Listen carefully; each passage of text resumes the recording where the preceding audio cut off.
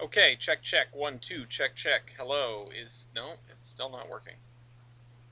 Ah, there we go. Hello, comrades, and welcome to another episode of Under Construction. I'm your host, Ellis, otherwise known as the Admiral. Today, we are beating the heat. Well, no, we're fighting with the heat. I don't know if we're beating it. I don't know if we're winning. Are you winning, son? Um, we are losing to the heat here on Under Construction. And of course, we do have to start the way we always start. Give me a moment to get ready to drop this in the Trainz server here.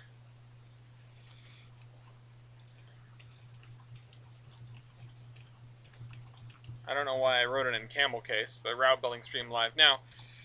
All right, we got a few minutes of not Tetris to tickle our fancy. I apologize if this ends up being a short one, and I know I say that every time, but I feel like I have to say it.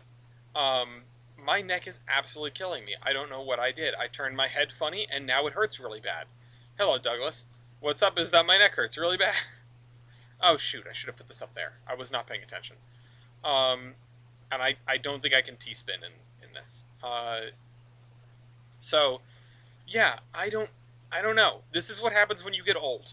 You do nothing, and you hurt. That's not good.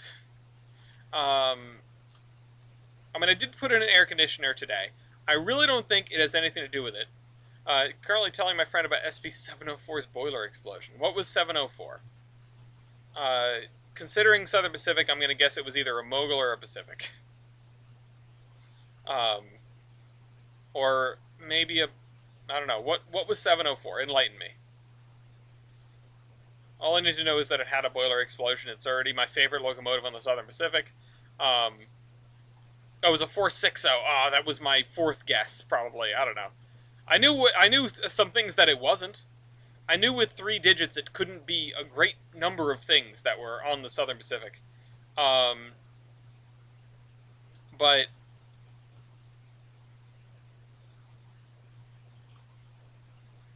okay, sorry, I just like locked in for a second.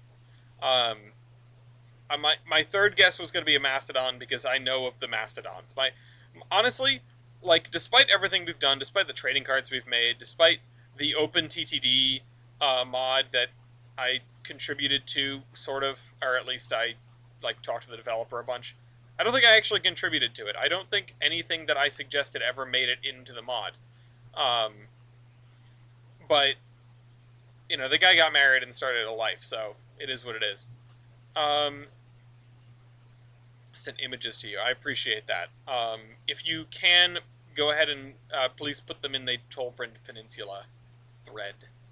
Or at least you're invited to do so. Or streaming and recording, if you can. I don't remember if you have fan rank. I thought you did. I think you do. Which there's somebody currently up for vote right now. I am not familiar with them, and they have no mutual friends with me. But they say they recognize some of the people on the server. I should have asked what people. Give me a good idea of good or bad. Oh shoot. Oh shoot. All right. Okay. Can I? No, that was bad. That was not good at all. Okay, wait. Can I? Okay. All right. We lost one line. One line went down. We get another one. I really need to start looking at what's coming before it comes. Let's just slam that down there. Took me 3 years before I decided. Gotcha. Well, you know, it's not a one-shot deal. Anyone who puts in, like, I understand that when people don't get it, they get very frustrated and usually leave. Oh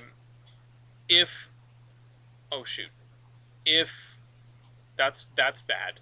But you know, in truth, if somebody doesn't get it, especially if there's not like a serious amount of negative discussion, like, oh, this person, I've had dealings before and they're like really racist or something, you know, they're very transphobic, so we don't want them on the server. Unless it's something like that, and there goes our not Tetris. Then, you know, anyone can try again at any time. Okay, so we were working on this. I really need to. I need to go to Surveyor Classic before we continue. Put that over there. Need to go to Surveyor Classic before we continue, and need to set us to route layer. I just thought I didn't want it foam pit for life. So I was exploring some things, and this is not something that is like for serious consideration, at least not right now, because I really don't know what the best course is. But right now we do fan rank in the way that we do. It's it's kind of janky. It's very like simplistic, which is fine because we have a relatively small server, all things considered. It's not like I'm doing, it's not like I have to give people their rank every single day or that there are always polls going on. I kind of wish we were that busy some days, but it's not really a problem that we aren't, and because of that, it's not really a problem that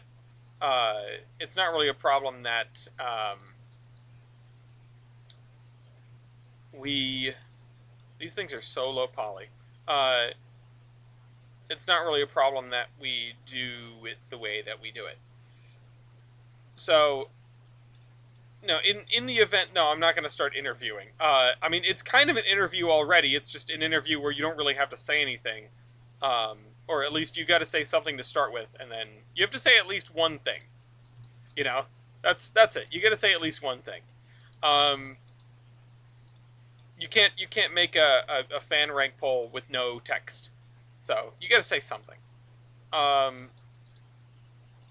no. So there's a thing on Discord already where you can do like automatic onboarding, right? You just sort of go through a process. You have to click through the rules, and you select like what your interests are, I think, and then it gives you certain things. Like it sets up the server for you, which it seems actually kind of neat. Like it's a clever idea, and I'm certainly not opposed to it. I don't even know what I'm getting at with that idea. I'm not opposed to it, but we don't use it, is the thing. I'm not opposed to it, but we don't use it. The reason we don't use it is because you need to have, because it supplants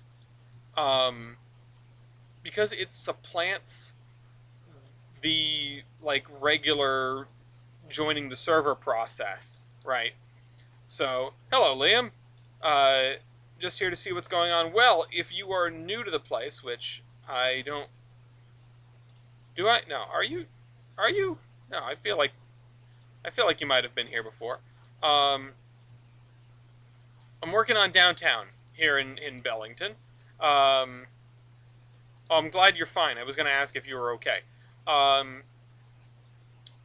Working downtown here in Bellington. This is the whole route if you've never seen it. And this is my forever project. I'm new, just someone from the Trainz community. Are you the person with the ongoing fan rank poll? I just want to put that right up to the corner. And then what do I want to do?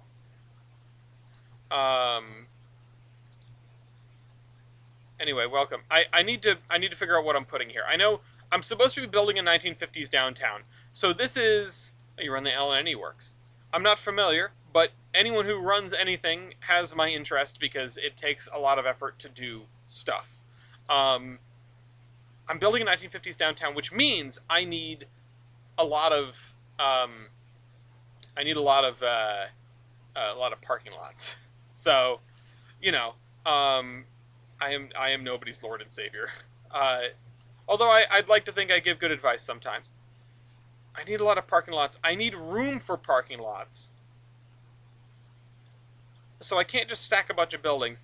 This is like a post office area. I don't know what this building is going to be. I need like a warehouse for the post office. For the track here. I kind of didn't want to dig right into this, but warehouse.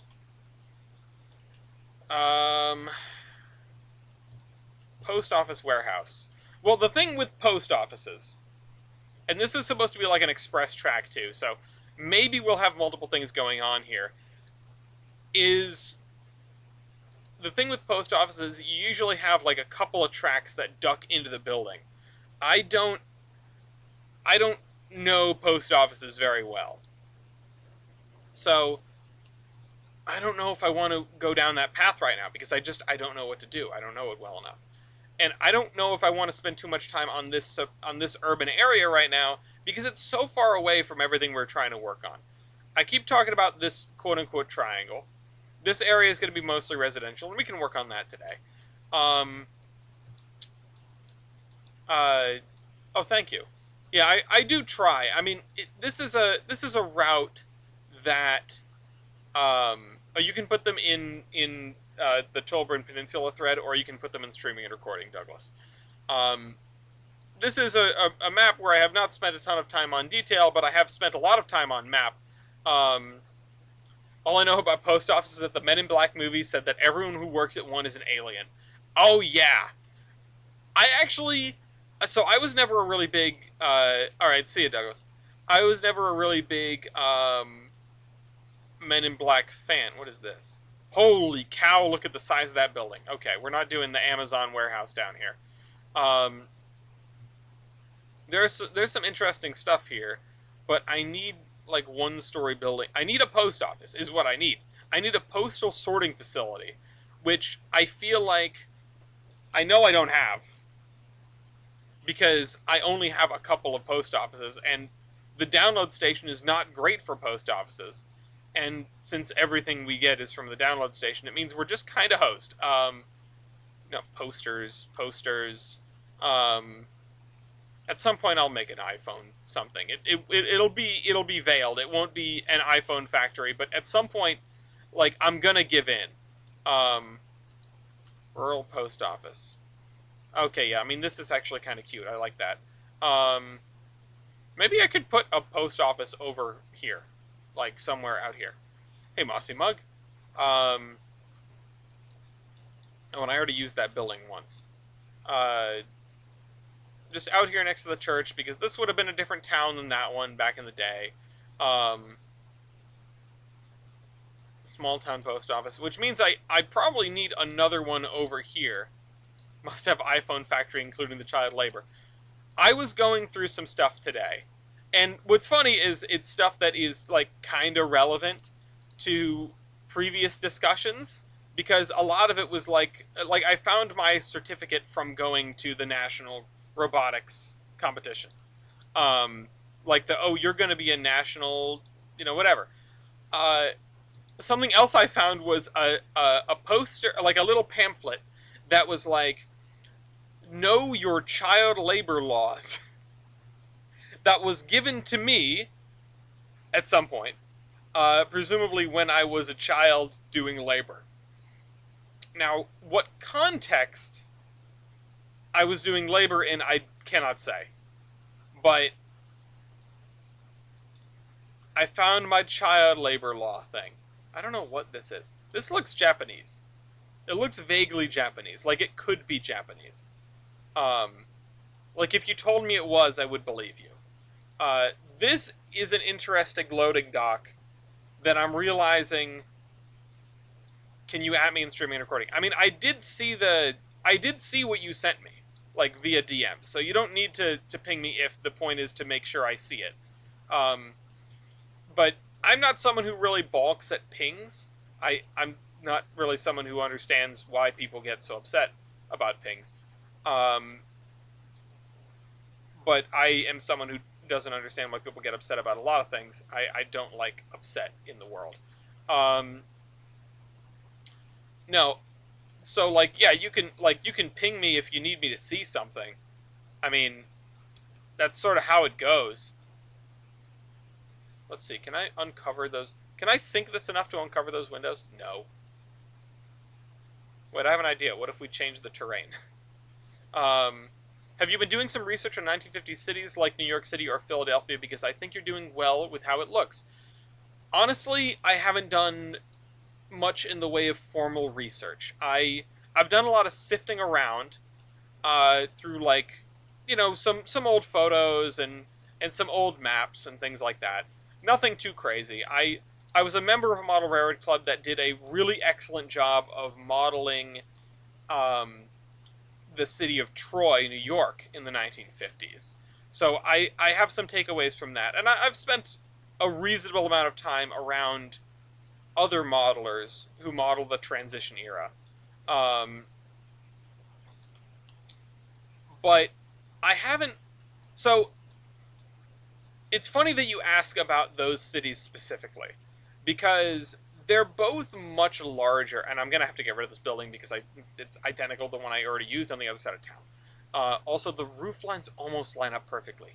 I should make them line up. Otherwise, we're gonna have weird spots and we're gonna have leaks. Um, I think a lot of it right now is just down to the assets that I have. Like, I don't mean to dismiss the compliment. I really appreciate the compliment. Um, but I think a lot of it is just sort of taking what exists for the game in a 1950s context. It looks like a northeastern city. Yeah, well, that I guess is on me. That's it. That's intentional. Um, and sort of spreading them around in a way that fits right. Now, I still think so. This city right here. This is the city of Bellington. This is more commercial than its twin city across the river of South Bellington, um, which is much less urban. You've sort of got one big commercial drag, lots of row houses, some factories. It is designed after vaguely northeastern United States. I'm a New Englander myself, so I am, I'm familiar with sort of the way the mills and bridges and rivers all fit together. Um, I still don't think I did the greatest job. One of the things that one of the things that I think people in Trainz run into a lot, and that I've run into here, is that I'm overbuilding for my size. Um, like this building, Philadelphia and New York are way too big for what I'm aiming for on this map. Even the biggest city is probably going to be akin to Providence, Rhode Island, because it's something I'm quite familiar with, or maybe like Toronto. Um, and I don't really know how Toronto stacks up in terms of population, but that's sort of what I'm aiming for. Okay, here's what I need. I need a warehouse building, and I need 2 tracks that come off of this. I think that'll do. Um, so, yeah, I mean, I'm glad that it looks correct to your eye, because you are seeing what I'm aiming at. Isn't Toronto one of the biggest cities in North America? I don't think so. Now I'm looking it up. Toronto population. Okay, it's 3 million people. Montreal's 1.5. So it's got 3 times as many people as the state of Rhode Island. Providence population is about 190,000. So there's an order of magnitude. There's an order of magnitude difference there, ish. So it kind of reminds you of Syracuse or Detroit. Those are probably closer to what I'm aiming for. So that's a good sign. Toronto is, you're looking at metro area. Toronto metro area is 6.5 million. But like Toronto itself is a little smaller than that. That said, again, Toronto is more of a vibes goal than it is a population goal. And also it's something that sticks in my head because of good old Toronto rail lands. Still has more people than Chicago. Really? Toronto is larger than I'd expected. So today I learned. Like 3 friends from Toronto. Well, if we're using your friend group to figure out population, I'm sure that's a helpful statistic. I appreciate that. How many friends do you have from Providence? Just for comparison's sake. You can say 1. You can say me. Okay. Sorry, I don't mean to bust your chops too hard. I don't know why. I'm just in a ball busting mood. Yay! There you go. Okay.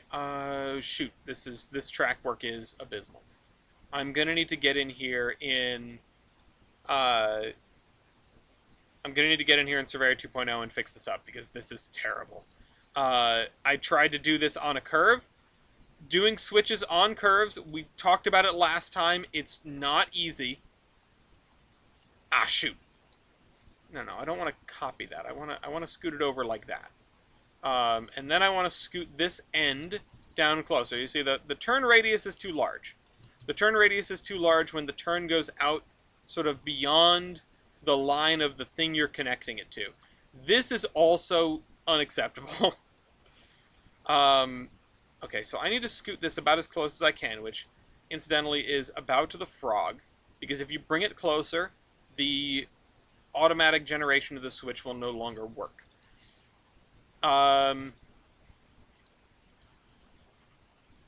Okay, and then we'll scoot this way. And so now we've got 2 tracks for post office shenanigans, which are strangely built because I didn't just bite the bullet and straighten this track out.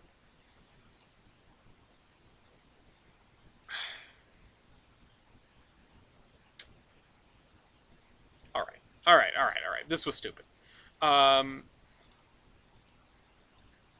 a huge fan of stupidity. Not a huge fan of like calling people and things stupid, but you know, everyone's got their reasons for everything. But that was not a good attempt. That was a poor attempt at replicating a pair of switches. Let me straighten that spline. I want to pull this back far enough that I can plug both of these tracks in without it being a problem. Perfect. I mean, is New England just Old England with Dunkin' Donuts? I can neither confirm nor deny, because I have never been to Old England. Has anyone here been to Old England? Can you confirm or deny if there is Dunkin'? Actually, that is a good question. Has Dunkin' left the country? Actually, speaking of Toronto, right? Like, didn't Dunkin' Donuts try to expand into Canada at one point and just got, like, thumped? Because they're not that good. Sorry, I said it out loud. I know an old Englander. Okay, ask them if they've ever had Dunkin' Donuts. Don't explain why you're asking. Okay, that is way too tight. We have to scoot this way. But that's okay. We have enough room to do that.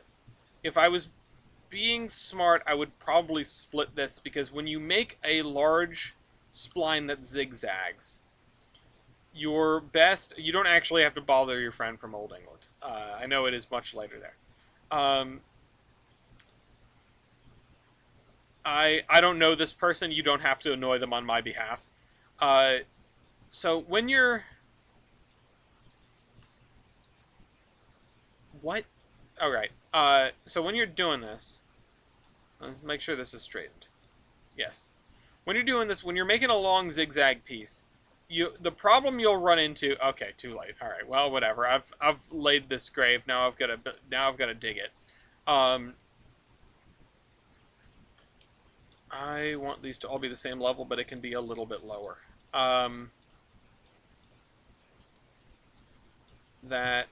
Yeah, it can be just slightly lower.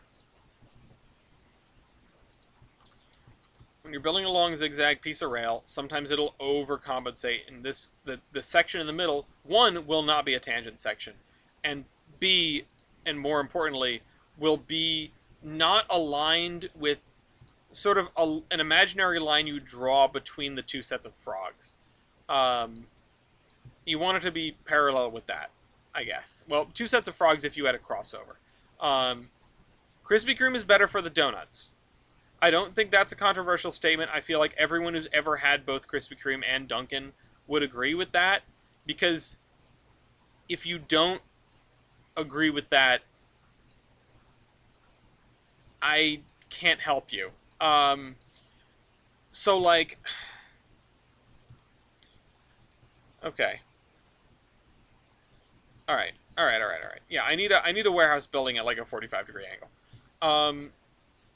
I also need a road that comes off of here and goes down like this. And I need it to be not this building. I said I wasn't going to get lost in this. I said I wasn't going to get lost doing this. But here we are, nevertheless. I need it to be a one-story... What is this? Oh, I've used this already. um, one-story building, definitely not you. That's a great building, though. Ooh, and it's got an interior thing and an exterior thing. Um, but yeah, no, I mean, Krispy Kreme is like the donuts are very good. Like that's their whole thing. The donuts are very good. Um, I am not a coffee drinker, so I can't speak to Krispy Kreme beverages of any kind. I basically just drink water and occasionally a Yacht Club soda. Um, okay, this might. This is. I'll put that aside. It's nice. Um, like it's a nice model. It's not nice enough for what we're trying to do here. Um, what about this? No, I need the post office warehouse to not look like it's in like a bad section of Los Santos. Um, no, not that one either. I mean, maybe I should stop clicking on things that say old. Um, or the Russian stuff, which all looks old as well. Um, speaking of soda, where is mine? That's a good question. I actually picked up a new 12 pack of Yacht Clubs earlier today.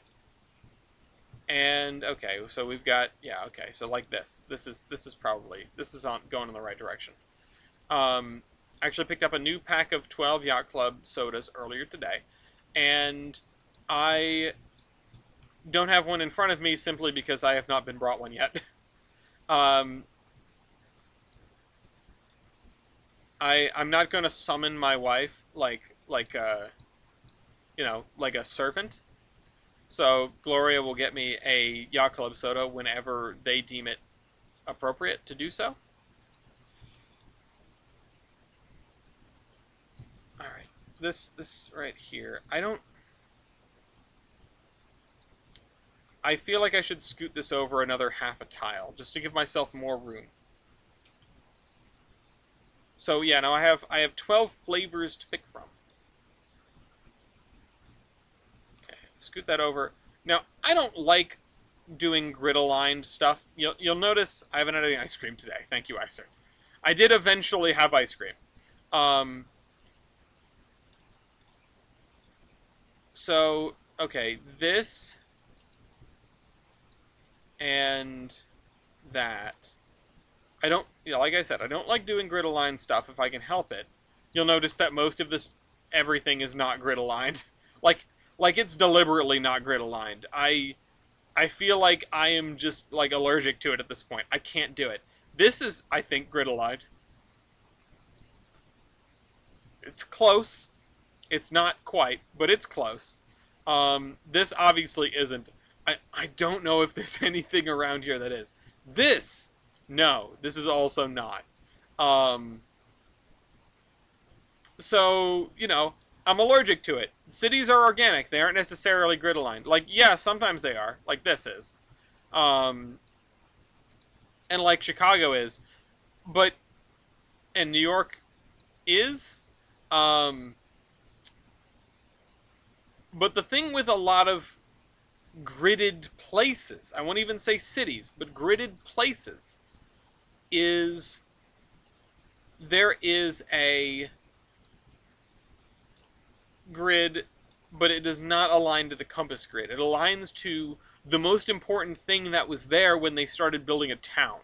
I've talked about how this was the original intersection, right? And so a lot of the stuff is aligned off of that. The main road here, all these side roads, these roads are parallel. These are things that are... they're derived from that original grid. And everything that's off-grid, I've tried to justify with a certain road being this way or that way. I still don't know what to do with this warehouse here. I think I might just leave it where it is. So let's go platform. I need to find a middle I need to find like an island center platform. Importantly, one that's not that wide. Because, yeah, that's not going to fly. Although what I could do, and a lot of things, a lot of places they'll have like the big U-shaped freight building, and you'll park a whole like set of boxcars in between, and you'll just bridge the gaps between the sets. I don't know how I feel about those buildings. They're very authentic to a certain era. They definitely existed, you know. But one, they're a little counterintuitive, and so they might end up being this is almost perfect. They might end up being kind of difficult to set up the industries for, or at least to make them, excuse me, understandable. But the other thing is, yeah, I don't really like how they look. I'm just not a huge fan. I will probably end up building one somewhere. I will say that this town is probably not large enough for that much. Even this is probably overkill. And what I was talking about earlier, you know, something that I talk about quite a lot. Liam, if you're still here and you haven't heard my typical shtick before, this is for you. Or like therefore you haven't heard my typical shtick before.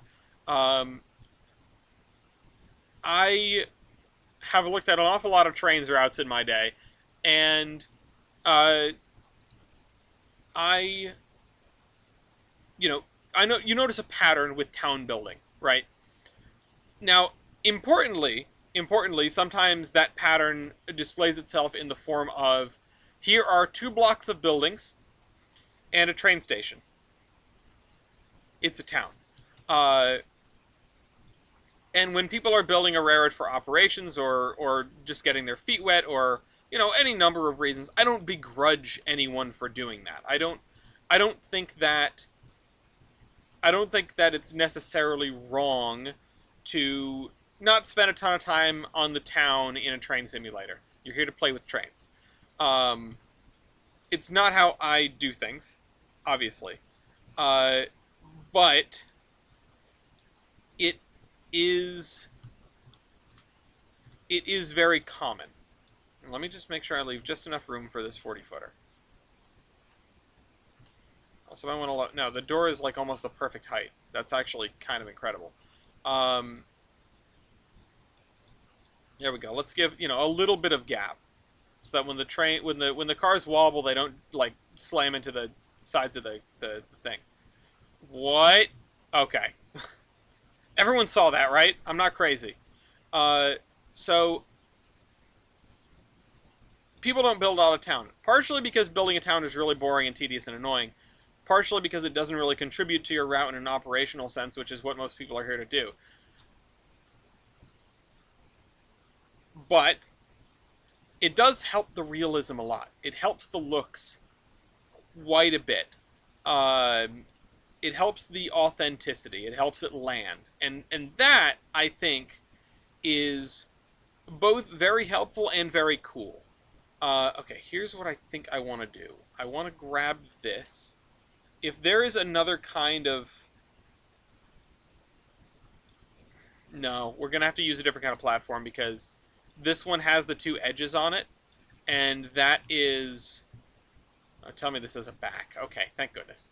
That has the edges on it, and that's going to be a problem. The sloped edges, I mean. What I want to do, though, is I want to take all of this stuff, maybe including the warehouse building, and even this.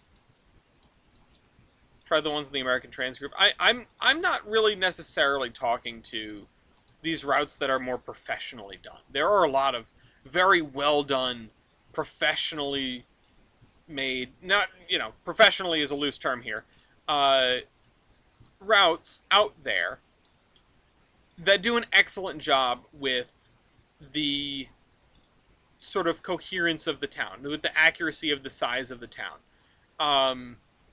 And that's really good, you know, but when you try to take the step between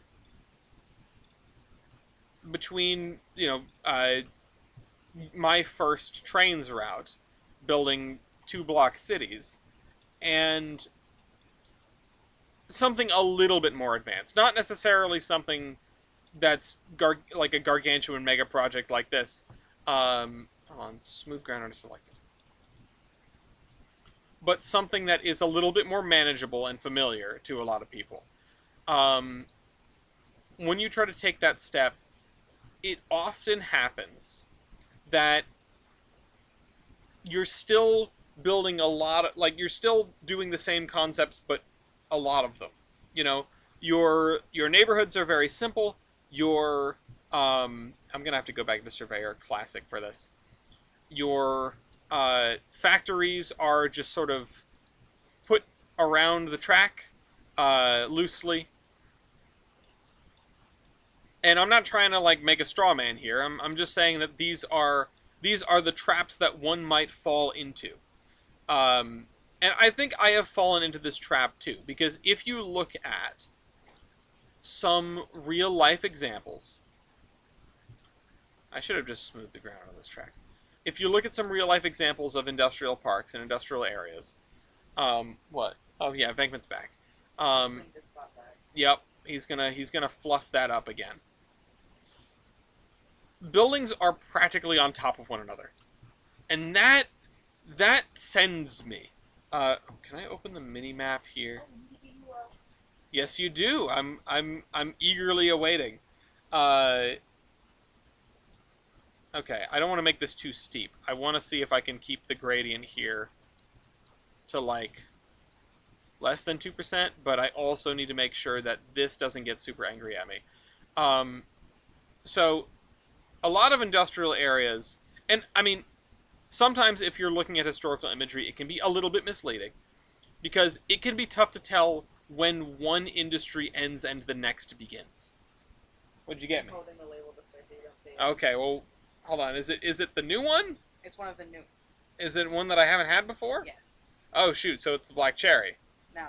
It's the grape. Yes. Oh dear. So, our not a sponsor today, as every day, is Yacht Club Soda, the Rhode Island soda company, not far from me in Centerville. I think it's Centerville. North Providence. Today we've got their grape soda. This is like filled purple. all the way to the It's brim. so purple. Yeah, not only that, it is really purple. I don't know if you can tell on camera, but it just looks like dark on camera. It's really purple. Like if you look at it from the angle yeah, I'm looking at. I'm looking right through here. I'm gonna try. Give me a second. I'm trying to do this. I know. Like I was so distracted. Like I want to get this in. And Gloria just leaves. Then they're not gonna see me try the soda. Okay. Oh, the bottle cap. Thank you. So I want to try to even this out. Oh, never mind. I'm unevening it. So, okay, 1.26% is not bad. Alright, let's try the grape soda. Let's see if it tastes like medicine. It smells and tastes like medicine. Here you go. Go ahead, try it. Ooh, it smells like childhood. Ooh. It smells like, what is it? Like Sudafed. No, it smells like baby Tylenol. Ah, Tylenol. Okay, yeah. Baby Tylenol. Maybe I could try Moxie.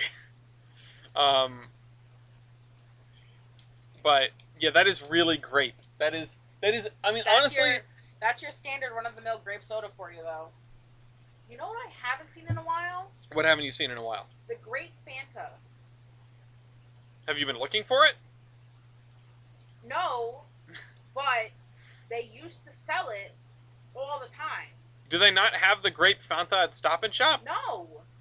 All they have is strawberry, pineapple, and orange. I've never seen the Grape Fanta. Maybe it got discontinued. I don't know if you can discontinue grape Fanta. It's like, that's like the flavor. Well, no, I guess orange is the flavor. What's everyone's favorite flavors of Fanta? Hit me with them. While there has been some confusion and discussion online about the availability of Grape Fanta, it is not completely discontinued in the United States. Not completely discontinued, so it's partially discontinued? Though it may be harder to find in certain sizes and locations, some retailers may have stopped carrying it, but it isn't. But it is still available on some stores and online. Okay. It's my favorite, though I do enjoy the perp. I've never heard of anything but orange Fanta. I didn't know that there was pineapple Fanta until recently.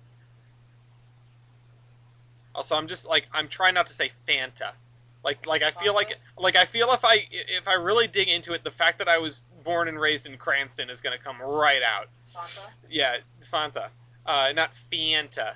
You gotta say with the Spanish accent. You gotta say Fanta. Yeah, Fanta. That's what I'm aiming at. I'm aiming for Fanta. Fanta. I got totally like I was talking about city building. Sorry. No, it's fine. Like the the thing with the thing, like this is one industry, right? This is one singular industry.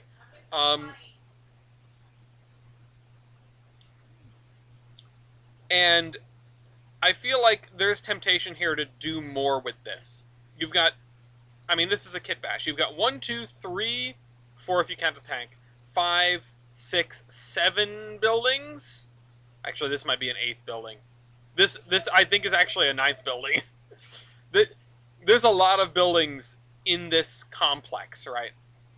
And this is just a cannery. Like, this is a cannery. It does one thing. Oh, I guess you can count these two. This is part of it.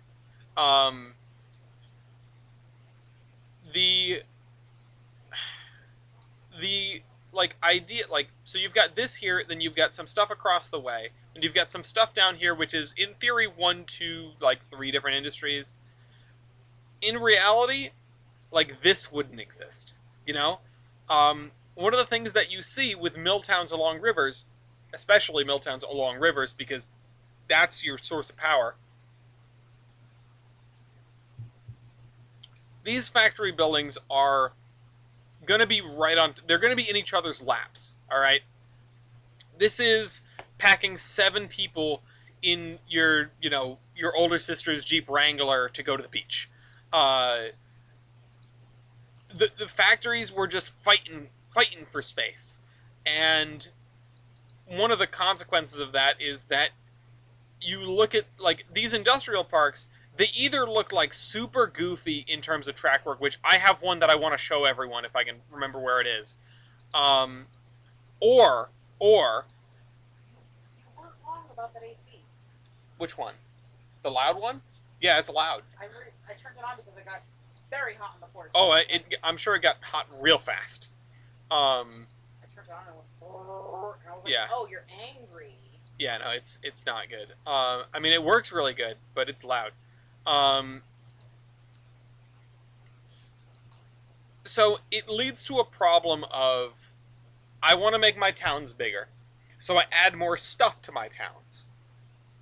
But I'm adding stuff that's too spread out, so my town is actually still too small for the amount of industries I'm putting in it. So like, if I guess to depart from what I just said, if I were to put the appropriate number of factories in this stretch, like starting from here all the way down to down here, the river should be overflowing with factory buildings. Why? Because they're so spread out. Because they're covering this entire distance. And not saying that this didn't happen, there's a prototype for everything. But they're covering this entire distance when you could squeeze all of them into half the distance. And you would squeeze all of them into half the distance because then you only need to build one dam. Right? Like, the factories that are going to get the most benefit out of this here, out of this one low-head dam, which is all this town has, are going to be the ones that are right next to it. So this building, which, as you'll note, doesn't have any... yeah, it would have like a whole power canal, maybe. Excuse me. You've got this building has nothing left that indicates it was ever water powered, but it's right here next to the thing. You can assume that it was. The original building that was here is probably gone because this is too new. Everything else upriver from here, the tail race, the part downstream of the water wheel would have to be so long that it's basically unusable. You can't use water power for these mills up here. You would have to put in another dam, so I would either have to add more vertical displacement from one end of town to the other, or I add a power canal, and I put these mills all like between the canal and the river. So you have a dam, then you have the river at a lower level, then you have canal at a higher level, and water is feeding through the mills to the canal where needed. Through the mills from the canal to the river. Honestly, this lobe would have been a perfect place to emulate that. And in the future, I will probably do something like that because it's a very good prototype. And that's why the mills would all be on top of one another. Now, thankfully for our prototype here, this town was not a mill town in the 1790s. Most of this town is much newer than that. So they grew up in an era where you didn't need water power, so they spread out along the river for things like cooling water, but not because they needed to be right up on top of the dam. So there's a prototype for everything, right?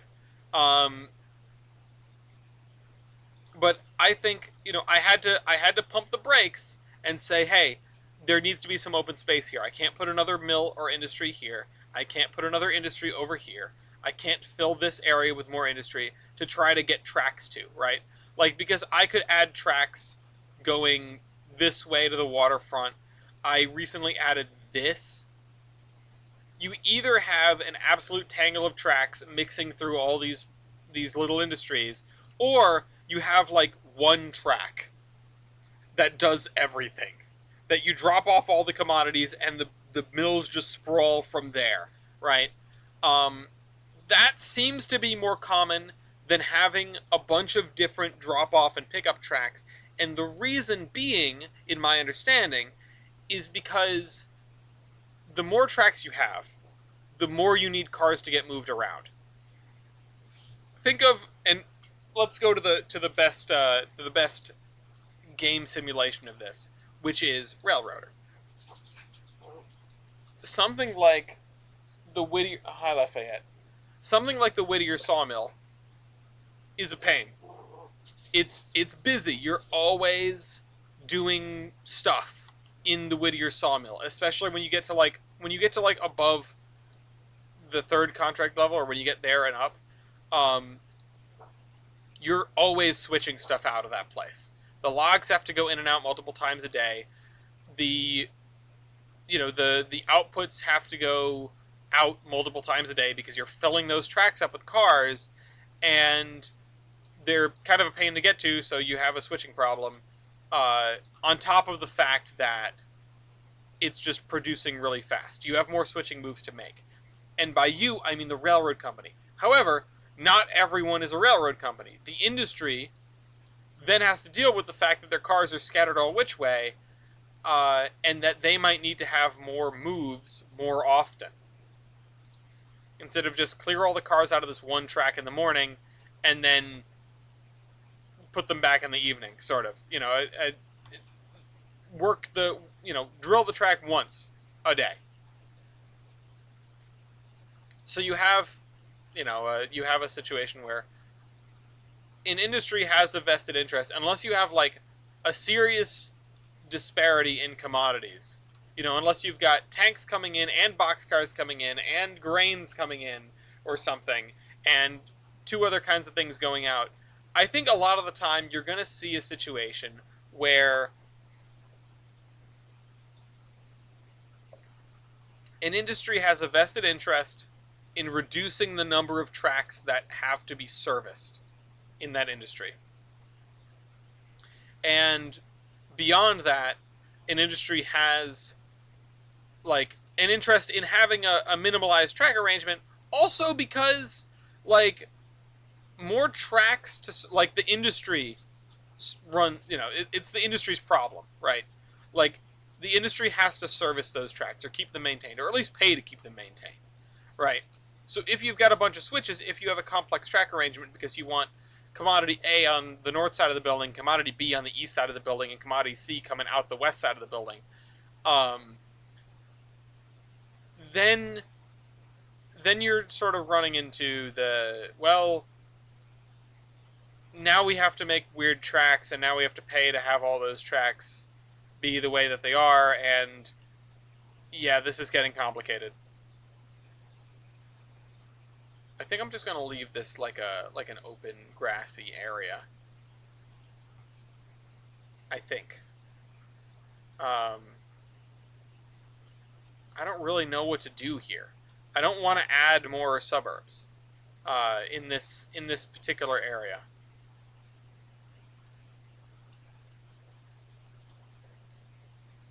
Also, you have my least favorite industry, Appalachian Hardwoods, which has two tracks and one thing stacked on top of one another. You're sort of inclined to only service that industry once a day because it's a pain, is why.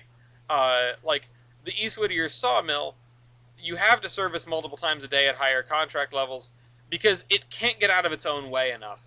At least with something like Appalachian Hardwoods, the tracks, I mean, it's in its own way already, but the tracks like encourage you to leave it the hell alone. It also it does a lot less. It does a lot fewer carloads. Um,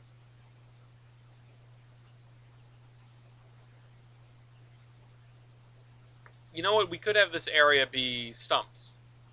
We could have this area be stumps like it's being cleared.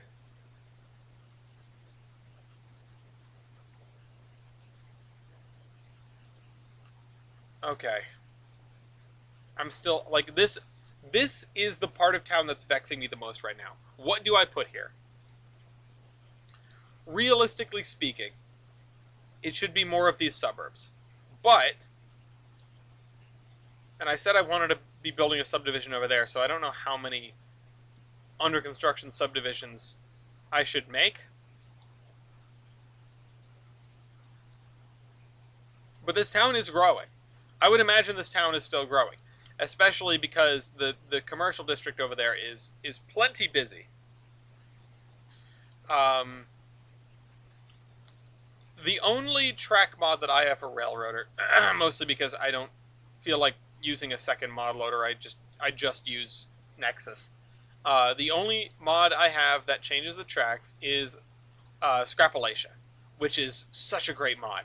Scrapalacia and the Engine Market mod are my two favorite mods that actually work right now. I mean, there is always my beloved, the Lego's Catastrophic Failures, but that no longer works.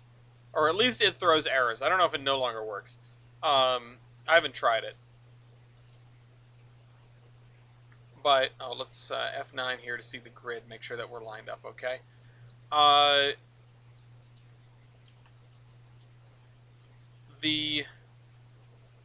Good to see you, Liam. Come back anytime. Lego's Catastrophic Failures is a wonderful, wonderful mod. And sadly, it does not work right now. Or at least it throws errors, like I said. Scrapalacia and the Engine Market mod are great because it adds an industry, which, whatever. I personally think there are plenty of industries on the map. But it adds an industry that makes you think. That's what I really like about it. Because, like, the Scrapalacia synergizes perfectly with the Engine Market mod. I find myself every 12 hours looking at the market and saying, okay, what's available that I can make money scrapping? And I will basically empty my pocketbook at the end of every day and say, all right, this is what's available, or at the end of every 12 hours, and say, this is what's available, this is what's good, I'm going to get it in interchange, and I'm going to bring it up here to the scrapper. Not only is it a very lucrative industry if you play your cards right, it is a it's an industry that demands your attention. It's an industry that makes you go, let's see what there is. She could. What configurations would you like from the engine market mod? Like changing the price scaling and stuff like that? I actually didn't like how they changed the purchase list. I mean, I do like it. I think it's a change for the better.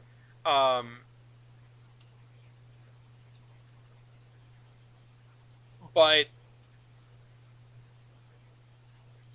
the fact that you could just not have something sometimes, like, oh, there are no diesels today. There are no coaches today. There are no, like, back when the Route of the Whippets mod, the one that does all of the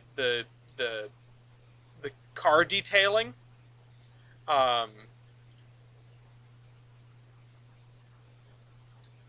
that when all those things used to show up in the list, I liked it more because it reduced your number of chances. But they fixed it, right? Where now you can have, now it's divvied out into different categories, but you can set like how many things are in each category. So I just went through, the first thing I did when I got the mod was I took all the minimums and I set them to 0. That's all that I did, pretty much. I think I changed the quantities a little bit, but I took all the minimums, set them to 0, and I was happy. I was like, oh, you know what? This is what I needed. This is what I want. This is our way of making it difficult again. And it works for me. Now, to your point about it's like, I agree that it's a short time frame, right? Like I assume that's what you're getting at, because you can of course turn down the spawning so that you only get like 1 or 2 things each day, or 1 or 2 things every 12 hours. If you don't want if you don't want to have a big purchase list at the end of every 12 hours, you can change it to be a couple of things every 12 hours, but it's still every 12 hours. If you could set it to like every day or even every week, like a week is a long time in Railroader, and I'm realizing that, right? But if you could set it to every day or every couple of days, then I think you would be in a decent spot. Oh shoot, I got rid of the road by mistake, and I need to put it back. You'd be in a decent spot to have a more immersive experience, I think. If you take the selective compression tack, it still makes sense. Yeah, I suppose so. But I don't, if you don't like the selective compression tack, honestly, I don't really know how you avoid it in Railroader. The track projects, they all finish super quickly. The repairs all go super fast. Like, some of this stuff is necessary for a game.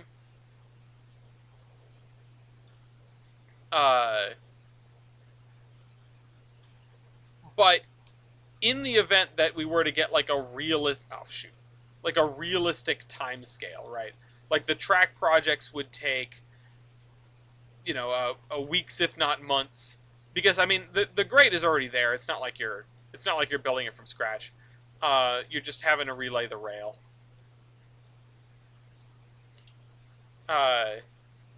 Yeah, so many things don't make sense unless a week is a month. Yeah, and that's, you gotta.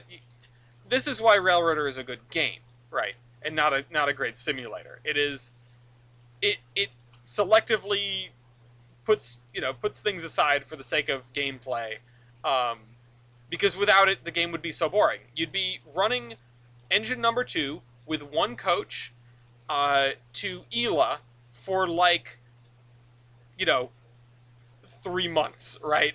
Like if we assume each stage of Ela Track and Bridge takes a month, something that I would love to see is for them to revamp the reconstruction stuff with the track maintenance. It would be interesting if you had the whole line at your disposal, or like to start with. I mean, maybe not the line to Silva because you buy that, um, but uh, maybe you have the whole line at your disposal. It's just basically impassable for anything more than a speeder, right, or a hand car, or an inspection something or other. Um, I feel like there's ways they could do that. They could just make it impassable for every locomotive, except for something that's incredibly light. I know all the locomotives already have weights listed, so that's already done for them. I'm just the ideas guy. I don't know how difficult that would be to implement. It would be a pretty drastic change because it would basically get rid of all of the milestone stuff. Um, uh, but I think that's fine. Like for the railroad building stuff, the milestones aren't bad, but if you're doing maintenance of way already, lump that in. Because then it implies that your railroad can fall to a state where it's completely impassable. It can go back to the way it was at the beginning of the game, which would be a hell of a thing to have happen. Which honestly would be sort of a way to do it, right? Um, you, especially once you have both ends of the railroad, having it so that you can't run over the whole thing. I mean, I'm sure maintenance is going to do this, but you can't run over the whole thing for a certain stretch of time, maybe like a day or two. Not only, not only will that, um, not only will that make it interesting. All right, don't be throwing shade though. Don't be throwing shade. Um, I won't say how I know this information, but yeah, I don't understand what you're getting at. I like the Railroader map, and I appreciate all the hard work that's gone into it. Um, so yeah, no, I think you could get away with it. I think you could get away with getting rid of most of the milestones. Maybe aside from the bridges, right? Maybe aside from the bridges. The bridges make sense to make them something where you have to bring in uh, beams uh, or bridge sections or what have you. You know, it's not a perfect analog of the Murphy branch. It's not a perfect analog of real life, but it's a pretty good game. You know, uh, the other thing though, like, so here's the deal, right? Uh, Keeping your reputations high is completely trivial. Like, you go to 110% like after the first day, it basically you never have to have that drop. If you play your cards right, and it's not hard to play your cards right, you never have to have that drop. Um, uh, Basically, the only time it's gonna slip is if your coaches start getting worn out, or if you have like a serious catastrophic event that puts your locomotives out of action, like seriously, and you can't service some industries. Having having a situation where you cannot service some industries from circumstances that are mostly beyond your control, or you're just like out for a little while. You can't run cars to the other end of the railroad because there was a washout or something. Um, that, uh, yeah, as long as you aren't putting stuff on the ground constantly, as long as you aren't forgetting to service industries, you know, it's gonna be fine. You'll be fine. Um,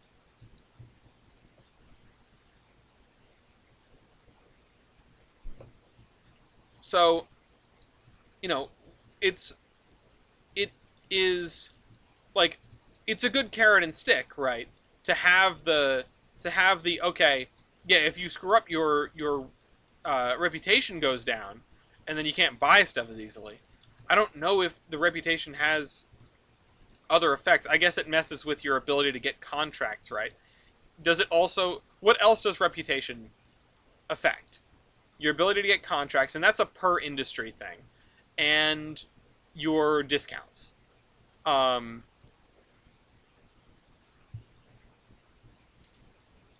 an early diesel is an interesting strat. I did an early RDC at one point with the used market mod. Um, but yeah, with the strategy used, I don't think I finished my thought there, but I feel like it was readily apparent. It's a mod that makes you have to think every time you open the menu. Um, a single SW1. It's a very sane purchase. It's almost too sane. Like I think it's too like the game becomes too easy when you start messing with diesels. Um, the diesels are like at least the RDC is twice as efficient as it's supposed to be, and I know that's not a base game thing. Um, but yeah. Now what else does the reputation affect? I don't really think it affects anything. So you can like let your railroad languish and not really be like screwed over too much, I think, by that. You can just keep trundling on and playing the game. Maybe that's a good thing. Maybe it means that the game is not very, like not very rude to people who might not be super foamer fans and are just going to take whatever it throws at them. I'm someone who likes a game that's difficult, that I have to like learn my way around, but I also don't really have the time to do that anymore. Like I want to learn, like I want to get better at Civ 5, but I don't have the time to play Civ 5. I want to do the XCOM Long War, XCOM 2 Long War thing, which is incredibly complicated and really really cool. I do not have time for that. Um, I don't even have time to like learn how to even start. You know, um, what's up, Train Street? Not much, just hanging out. Let me just double check something really quick. Okay. Yeah, Long War, hell of a commitment. I, I adore it as a concept. I don't have time to learn it. Um, I barely have time to play the games that are just fun, much less the ones that are really painful. Even though I really like to have to figure it out. I like to struggle a little bit. I know that's a weird thing to say. I mean, I guess it's not that weird. Gamers are gamers, right? Um, but you know, I think it's I think it's good. I think it's engaging to have something that I can, that where if I screw up, right, or if I'm forced to screw up, right, or if I'm forced out of something, if I get noited, right, I have to pay for it a little bit. Um, how many games do you want to play, but the time to play them is not there? I don't know. Let's go to my Steam library. I mean, off the top of my head, games that I want to play, but I don't have time to play. Um, just regular Minecraft. Right now, I'm doing Coggers. I'm doing modded Minecraft with Gloria. That's fun. I don't have time to go and also play vanilla, which I would love to do, and I also don't have time to learn how to do certain things with modding that I think are kind of necessary to elevate my 1.12 mod pack. Um, so that's one or two, depending on how you count it. Transport to Fever 2, I still have like less than an hour in it. It got gifted to me. I got gifted it, I think, in exchange for a special order trading card. Um, uh, I would love to do. I would love to stream. Yeah, we're working in. I guess this is technically Dell's, or was, or whatever, or some other area that this is. I don't actually remember what this area is supposed to be. Um, but yeah, this is more work in the Twin Cities. Um, I did some work in proper Bellington earlier. Uh, so what time of rolling stock and committee meeting 10? Rolling Stock and Operating Committee meeting is 10 o'clock. Same as any typical committee meetings. Um, I'm not gonna, obviously I'm not upset that you called this Bellington. It's all Bellington. You're not wrong, really. Um, I have to be pedantic, I suppose. It's my map. Uh, so okay, yeah, modded Minecraft, regular Minecraft. I would love to make another modded Minecraft series. I'd love to make another Monday series. I just don't have time to record. Maybe after I'm married. Um, theironhorseman.com/wedding. Maybe after I'm married, I will have time to. Okay, I need to go back to Survey 2.0 to get into some of these games again. Minecraft, modern Minecraft. Kerbal Space Program. I really want to play more Kerbal Space Program. I want to play Transport Fever 2. I want to play Civilization. I want to play more XCOM 2. I want to play more Noita. And these are just the games that I have played before that I, you know, that I don't have, excuse me, that I don't have the time to play now. There are Wreckfest. I want to play Wreckfest. Just go into my Steam library and look at the stuff that I haven't played. Ground height, none. Textures, overwrite. Meshes, overwrite. Splines, none. Been a while since I last watched a stream, to be honest, so I'm not sure you've talked about it. But thoughts on the new Buccaneers? This is gonna sound heinous coming from somebody who made whose 10th anniversary of his own Trainz series is coming up in less than 2 weeks. I was never a huge fan of the full Buccaneers. I couldn't get past the faces, and I know that's kind of on me. I understand it's really good. I don't begrudge it at all. Obviously, I don't think ill of it. I think it's really cool, and I'm glad that it has a following. It's just not something that I myself ever watched. That said, I think it's really cool that it's getting a second life. I think it is really, really cool, and I'm happy for them. I'm happy for all the fans. I'm happy for the new production crew. And just like everyone that is a part of that. I think it's fantastic that they are able to breathe life back into that. I could only wish that someone would give that kind of love to the Iron Horseman Chronicles, in 20 years time, right? But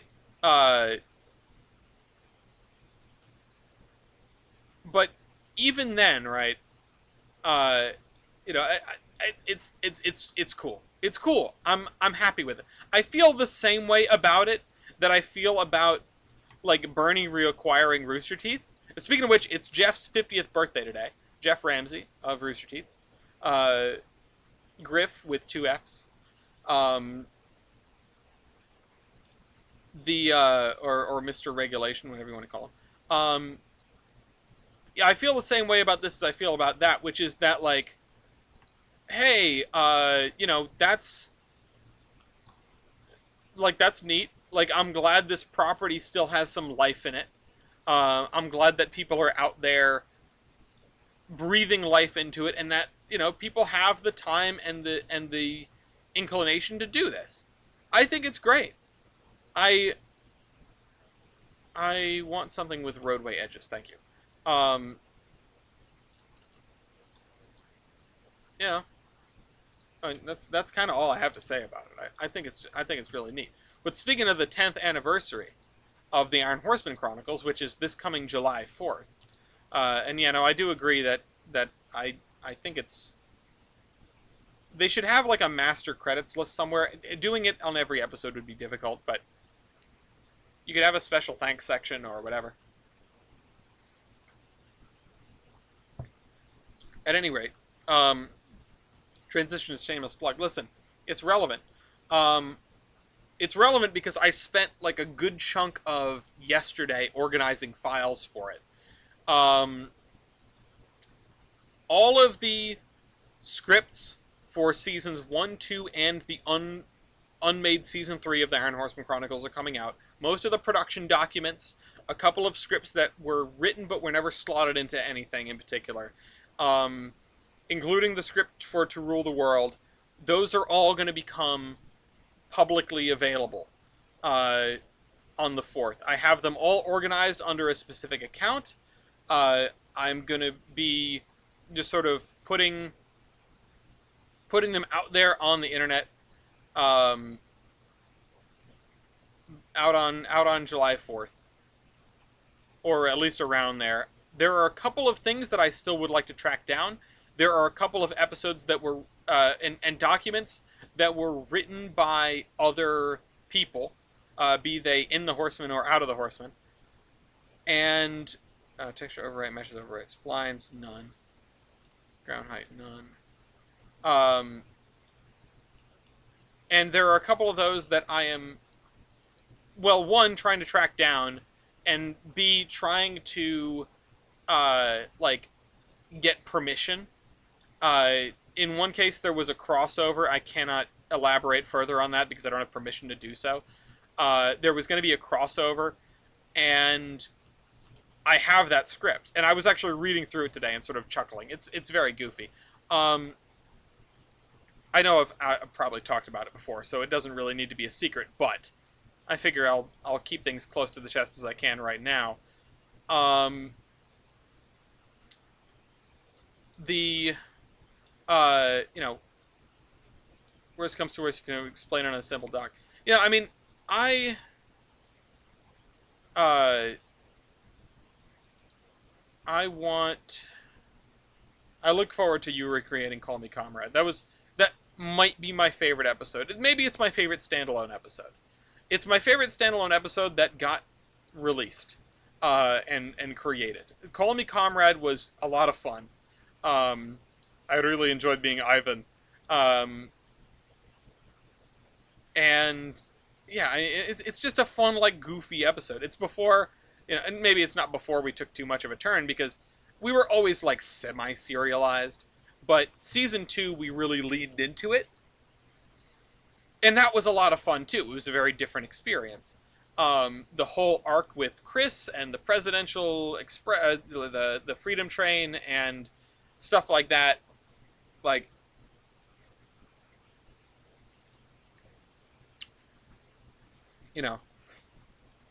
screenshot of Blount in the R&D center of Terrible Tale of 311. Or was that Blount, or was that their Blount, or was that, what the hell is his name? I think it starts with a J, right? They also use a 3254 model, because so does everyone, right? So does everyone. A Trainz series without a 3254 is scarcely a Trainz series at all. Joking, of course. What's funny is that when, like, I never knew how much we were retreading certain things when we made the Iron Horseman Chronicles. Like, when we figured out the characters. I'm sure other folks did. But being someone that was, like, completely... Oh, Jared. Okay.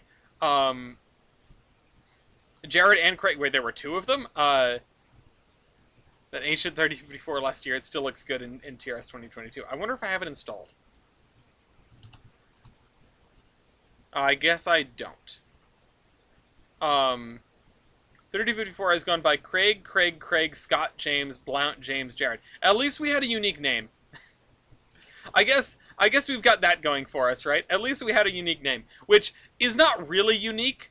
The 3 Craigs and 2 James are intentional.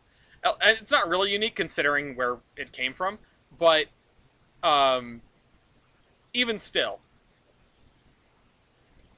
Also, I don't think that's how we pronounced his name in real life. If, like, the only person I know of with the last name Blount is the possibly former professional NFL player LeGarrette Blount, and it's pronounced Blunt. So, like, I don't know if we were doing it wrong when we said Blount, but he's always going to be Blount to me. He's always going to be Blount to me now. And I know Rhode Islanders, F. Nelson Blount was from Rhode Island, and we have like Blount Seafood, which is his thing, which is still around and like makes some stuff, and I believe makes some of the like Panera mac and cheeses and stuff too. Um, so the being a K3, is that a K3? I thought it was a K5. I think I have that. I have that. 959. Oh, it's a K6. Um, I use this a lot. It's a good model. I mean, it's dated. It's kind of low poly, but it is, um, it's a good engine. Um, went to school with one of Blount's grandkids. Dude was so ashamed that his grandfather owned so many trains. Imagine being ashamed that your grandfather owned trains. That's a shame because that's a really cool family legacy. It's not something that deserves being ashamed over, And it's like, who's gonna know aside from the foamers? Who are you gonna like? Who are you hiding from? Your homeroom bully isn't gonna know. Uh, why you gotta be ashamed? See, shame brings people to be mean. Try not to do that. Um, you know what? This is probably the wrong thing. I want this. Um, leave your shame at the door.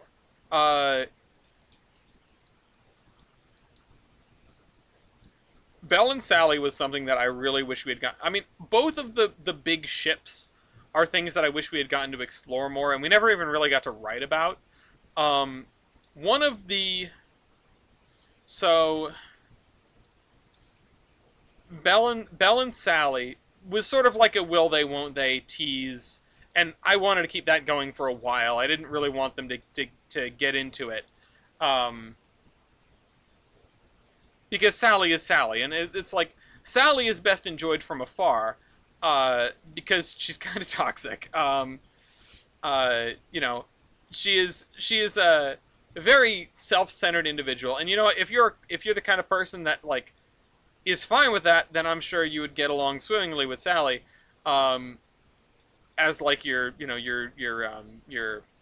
whatchamacallit, like what's the word? Shoulder whatever, um, shoulder piece. What is the word I'm looking for? Arm ornament, shoulder ornament. Like whatever. Um, yeah. Therefore, Britney Spears. Maybe after married, you can do an Iron Horseman remaster and get to do season 3. The issue isn't even with me because I mean it is with me. I don't have the time. I didn't have the time before I started trying to get married, but it's also with everybody else. And I know that I shouldn't be like afraid to change voice actors and things. And I have said like, hey, if I can get together like the super group of Trainz people, the people that I know that can do this kind of stuff, edit, write, direct, model. If I can get together a super group of people that I know that can do this kind of stuff, then sure, why not? We would do something. We would do something. I know what it would be.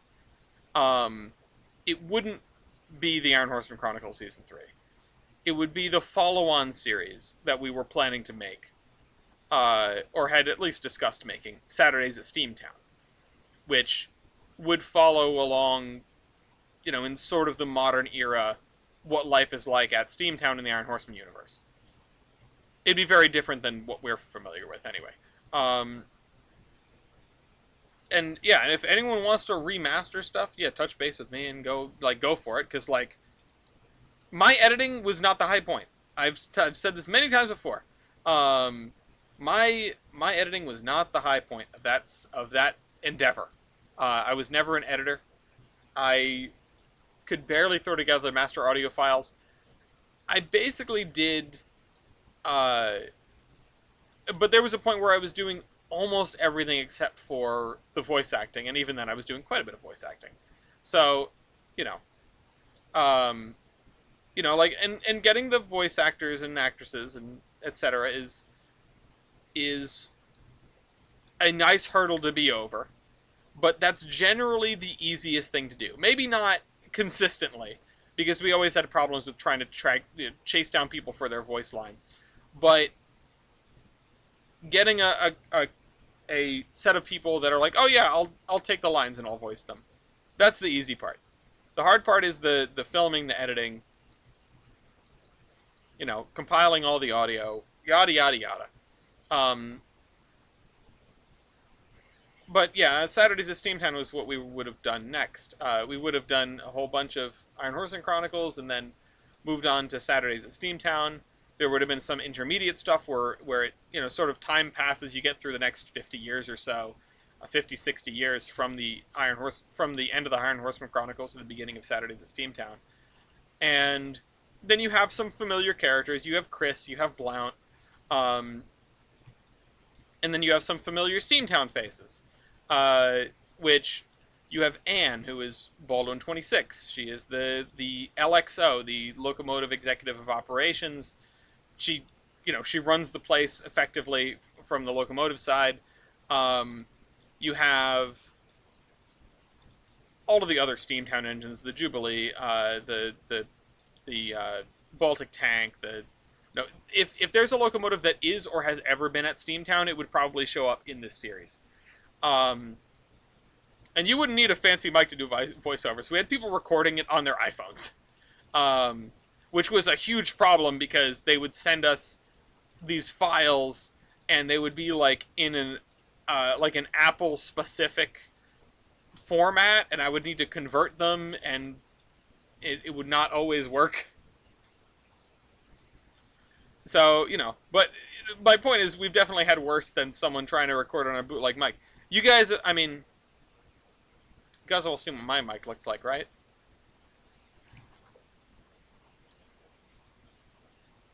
You can't even really see it. Where is it? It's right there. That's my microphone. That's the one I'm using. I think it's older than me. So, you can get by with some really bottom shelf stuff. Is that, yeah, no, I think it's a gateway mic. I think it is, like, literally. The little like icon on it fell off a long time ago, so I don't know. It might have originally been Dell or something, but it's entirely possible that it's Gateway. Which talk about a brand name I haven't heard in a long time. So yeah, for the 10th anniversary of the Chronicles, we are gonna get all those scripts out. There is a quote unquote lost episode. And I wanted to put out some stuff from... I wanted to put out the first section of Iron Horseman, the motion picture, the novel, which I wrote like 1 page on it today, so it's probably not happening.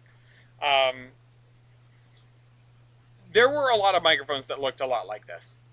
I've seen ones that you can still buy under a different brand. I don't know if they were originally Gateway or what, but I can't guarantee that this is a Gateway mic. I think it's entirely possible, though.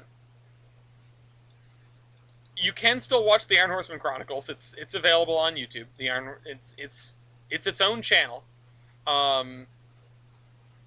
So you're welcome to you can look at that anytime you want. The question about IHR, if the after credits of Down by the Navy, I think it's in the Navy, are to be believed, Dave survived. How?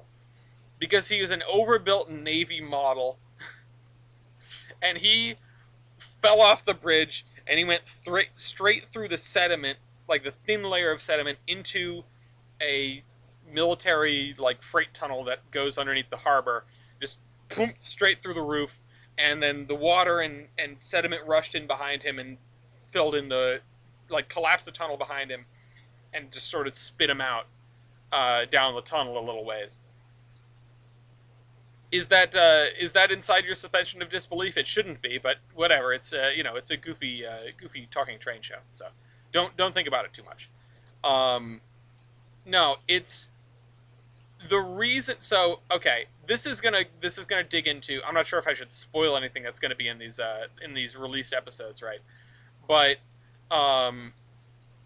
if you Oh, sorry. One of the things that we never got to release, that we never got to dig into. So, and part of it is caused by my own stupidity, which I made the same mistake twice, which is I cast my girlfriend. And then we broke up. So then I had no longer had a person for that part. Um, Eureka was going to be departing the narrow gauge. She was no longer going to be a part of the show because she was voiced by my ex. Or did he actually go to? Oh, like, does he do anything after? Yeah, that's what I'm getting to. So Eureka was going to depart. We felt like we needed another character to fill in on the 3-foot gauge, and so I said Dave would be a great idea. And so we set about writing Dave into the 3-foot gauge. Now, there were, I think, 2 episodes, maybe just one. Maybe there was one, maybe there were 2, with Dave that sort of revolved around him getting acclimated to having a position of power on the 3-foot gauge. Dave's the best character. He should be in all the episodes. And there was an episode that we wrote. You know what? I'm gonna have to look this up. Let me just go into my I need to put a link in here because now I can't access any of the stuff. I need to open the Iron Horseman Chronicles account. I need to go to the friggin' thing, public archive, script. Oh, sorry, no, production resources, episode guide. And in the Navy, and then Ghost in the Fog, Losing Track, Man Comes Around. Oh yeah, Ghost in the Fog was the one that took me the longest to write. That was originally that was a narrow gauge episode. Originally, Weibold was writing it. Weibold got busy with life, so I started filling in for him writing the narrow gauge, and it took me like 2 iterations to write Ghost in the Fog, which became known as Solstice. Was the final working title. Never went beyond the page, but it is what it is. That was going to be season 2, episode 15. So it was going to be after. It was going to be 2 episodes after To Rule the World. Lost and Found. Right, Lost and Found was going to be the 4th episode of season 3. It's where they found Dave. And then in 5, the following episode, which was called Roll Call, which was to be called Roll Call, Dave would be delivered to the 3-foot gauge and sort of have to figure out how to exist there. They would patch him up, and he would sort of fill in a role. Eureka would have gone at that point. She would have already left. She went off to become a movie star, and eventually, we were going to see if we could maybe get a new voice actor and bring Eureka back for a single episode called The Silver Bullet, which would be about her being in a movie that was being filmed on the Iron Horseman, and Hercules is being like super overprotective because he's seen Denver and Rio Grande and is afraid that she's going to get blown up. So we were going to have Roll Call as the episode where Dave gets, like, introduced as a full-time character, or at least a recurring character insofar as being on the 3-foot gauge. And then we were going to have an episode called False Flag, which I don't remember if there was anything written down for what that was going to be. Hold on. If I go into scripts and I go into season 3, this would have been season 3, episode 11. This episode did not get written. Oh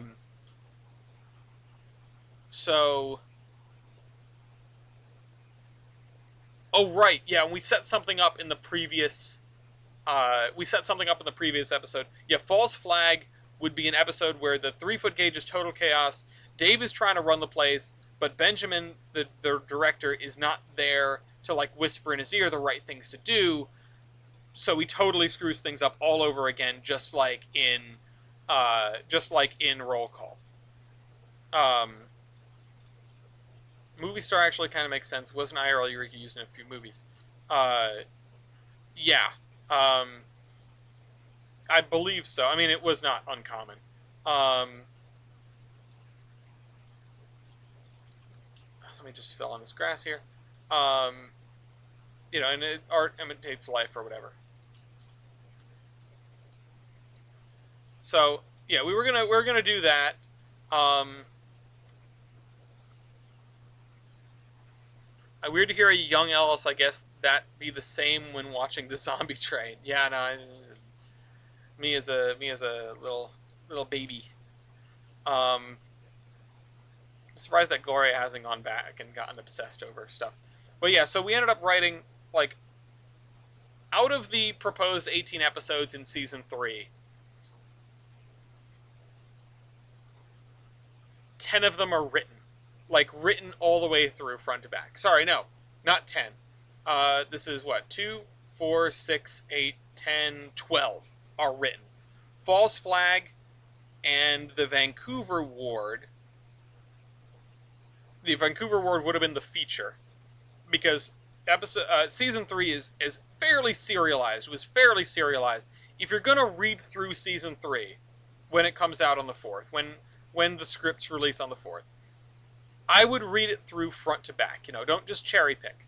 There are connections between episodes that are important-ish. Every episode more or less can stand on its own, but it's cohesive as a unit. Season 4 was thought about insofar as we had some ideas as to what episodes might go in Season 4, but we didn't have a written out plan of which episodes were necessarily going to go in Season 4, and how they fit together. There were going to be some things. There was going to be another military episode, probably, with Basil and Dave, now that they were reunited, called Shell Shock. Would watching season 1 and 2 help? Yeah, I mean, probably. I'm not going to caution against it. I think it might give you some insight. It might refamiliarize you with the characters if it's been a long time since you've seen it, or if you've never seen it. Because, it's season 3 of a show you're jumping in on. It's like these characters are established and we've built on them. And that's something that I was more than happy to do. In fact, and this is a ship that I didn't get to talk about. So there were like 3 major ships, right? That weren't explored on screen yet. Number 1, so we had the definitive relationships, or at least we had Cole and Katie, which is the definitive relationship of the show. Of course, you had Sandy and Rangeley too, but that's sort of a different story. And you had Hercules and Eureka. The ones that we didn't get to explore are Blount and Sam, which would have been wow, they would love to get together, but they both are workaholics, so they never will. That would have been that. The other thing is... The other one is one that was, the Sally and Belle. Talked about that already. The other one, which was going to actually happen, and I don't think we managed to make it happen on screen yet, was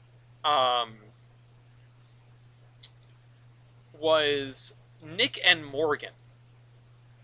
Nick and Morgan. So the Milwaukee SD9, Milwaukee SD9. That and of course Nick. That was going to be a good pairing because it was going to be used to sort of leverage Nick's character development. Morgan was going to be sort of a lost soul. Like, the Milwaukee Road is almost completely electrified by the time of the Iron Horsemen. And they're sort of getting rid of their diesels. A couple of things happen, and the Iron Horseman Railroad decides to take on Morgan. And so Morgan's sticking around, and Nick and her get to know each other fairly well, and some things happen, and, again, it was leveraged to Nick's character development. It was putting Nick in a situation where he actually has something to lose by being sort of a dick, so he learns. Okay,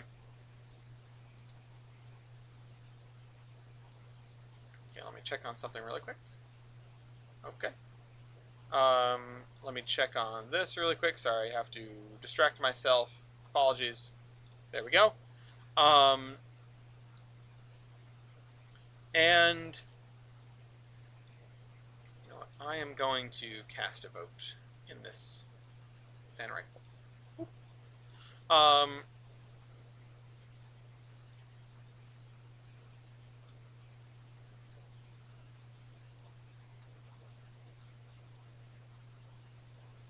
okay. How to fill this in? I wanted to put a couple of bigger houses here, like a ranch house. Um, so one of the whoops, that's the wrong button. Uh, the one that we did end up writing, I think the one that we ended up writing, if I remember right, was trapped at the well. Now, Swap Daughters, Doyle's Day, The Storm, Lost and Found, Little Lunch and Big Branch. That's probably the funniest episode ever. Partial Blindness, Cry of the Banshee, Half Pint Hike. Trapped at the well. So there's definitely something that leads into Trapped at the Well, um, which would have been episode 10, but there's nothing that's a direct connection. But the point is, Morgan and Nick get together. Morgan gets into a situation, and Nick has to decide, like, do I go bail my ostensibly girlfriend out? Like, he has to choose to put what he wants to do aside and help, not only help Morgan, but also, I think, help Ivan. In that episode, it's been a while since I've read that one. I'm looking forward to everyone being able to read through these because they were written almost 10 years ago. That's crazy. They were written almost 10 years ago. I think the most recently edited one, if I look here, last modified, oh shoot, that's last modified based on when I changed ownership to the Iron Horseman Chronicles account, so that's not helpful. So I can't tell you what the last one was. I think the very last one that was worked on was Solstice.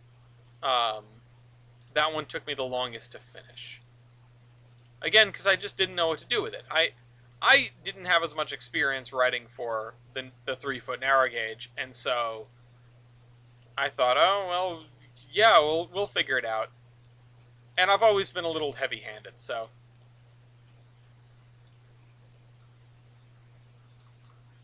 Yeah, you.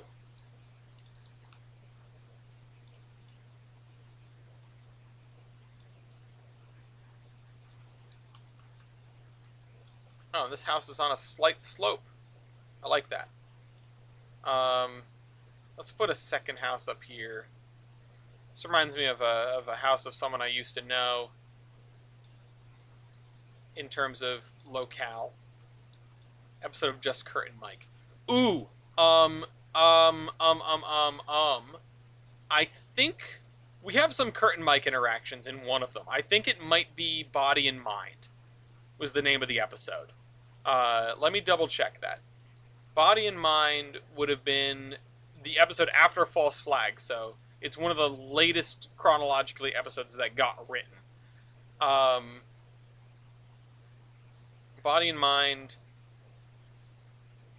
Katie, Sally, and Tequila. So, no, actually, sorry, this doesn't have Mike in it. Again, Bible was very busy with life, so I tried to avoid writing Mike into stuff if I could help it.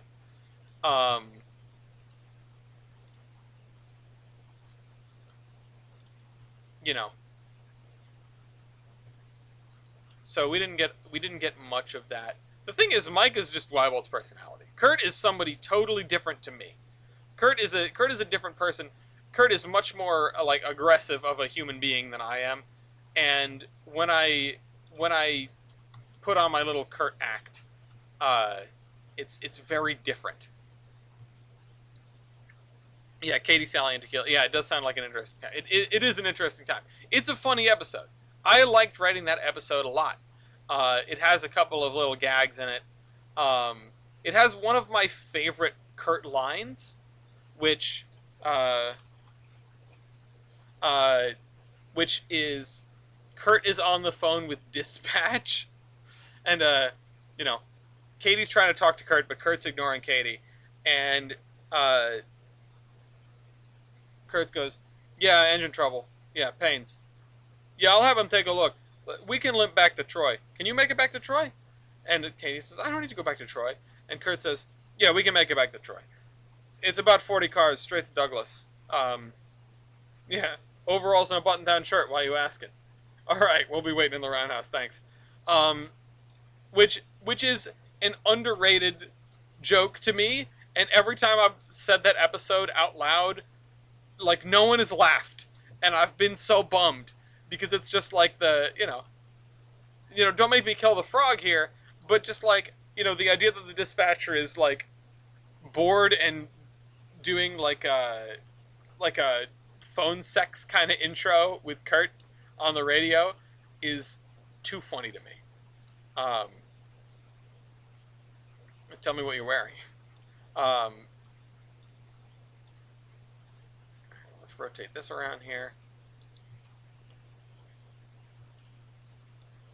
And then, you know what, I'll move this all the way back as far as I can. It's something that is much funnier in my head than to everyone else.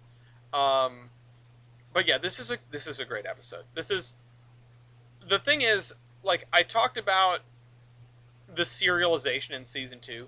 Season 3 has more serialization, but you still get, yeah, exactly. What are you wearing, Jake from State Farm? But you get a bunch of different little plots that are all scattered around, and some episodes that do stand on their own. Like, everything has ties, but there are still some episodes that can easily stand on their own. And I think this is one of them. I'm of the opinion that this is one of them, if I remember right.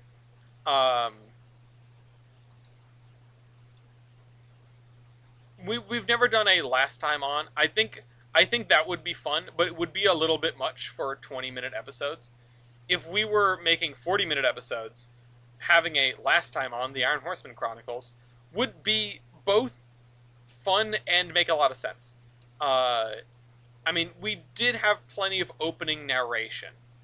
I think there is not nearly as much in Season 3 as there were in the previous seasons. I think the amount of opening narration went down in Season 2 pretty heavily. I would need to check that. But even still, like, this, like, let's see, when we do have the opening narration, it's running the through thread. This one does. And this is, again, immediately following, this immediately follows False Flag. So this is leading from, kind of leading from nothing, because I never did False Flag. I never wrote that. Okay, I just need to figure out what to do in here. And then this triangle is done, which would be a huge accomplishment for today. I'm going to keep drinking my medicine.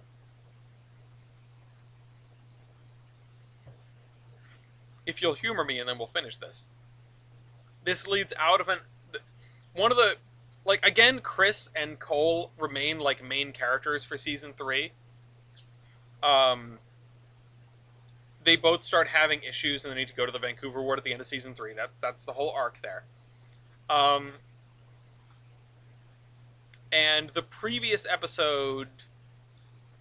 Well, I guess the previous episodes would not have been about... The last time it came up would have been in Episode 8 of Season 3. An episode called Cry of the Banshee.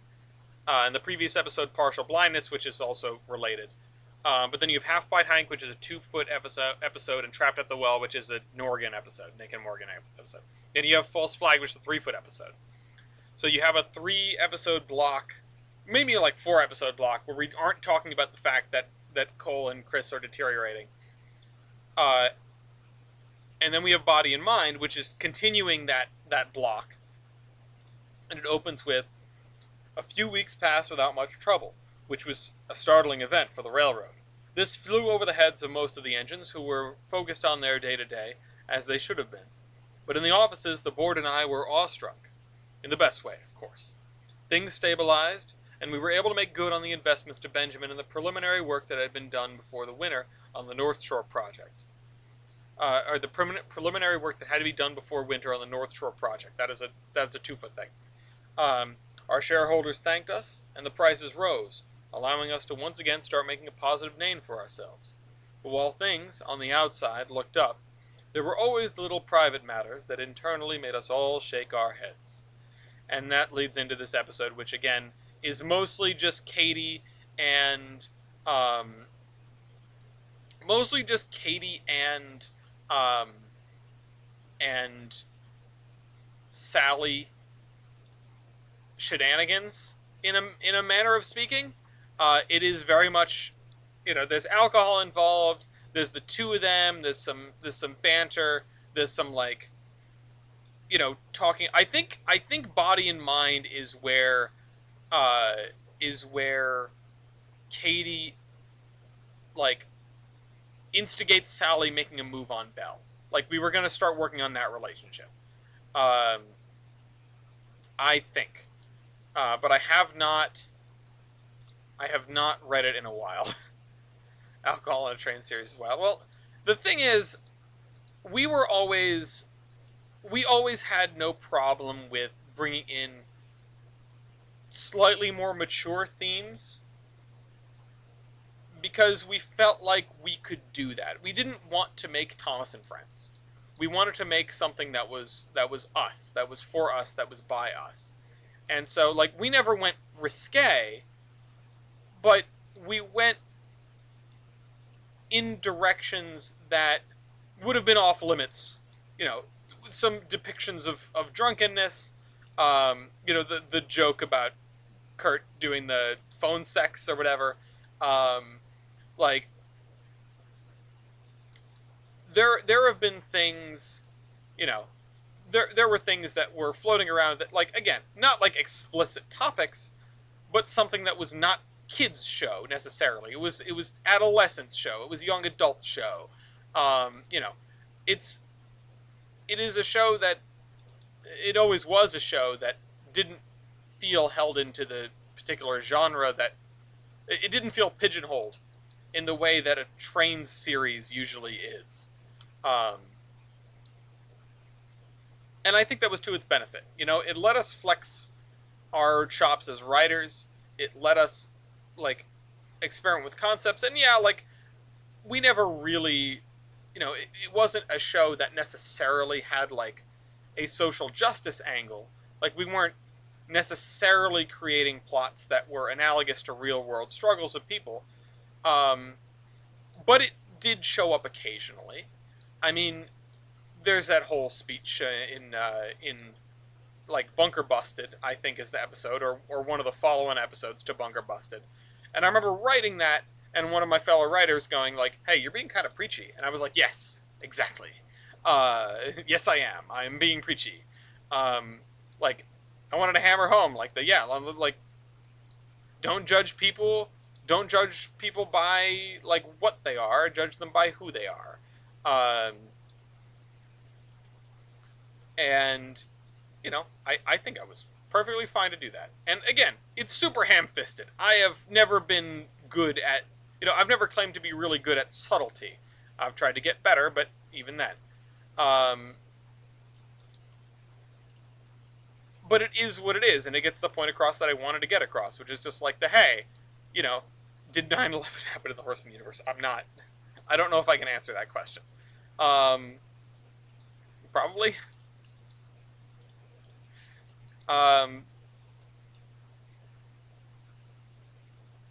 Maybe not. I have no idea. First, you'd have to have the World Trade Center get built. That's its own problem. So, yeah. Oh, shoot. This building back here, I wanted maybe I'll just have, like, a long driveway from here. And maybe this will be, like, fenced off, even. Yeah, let's do that.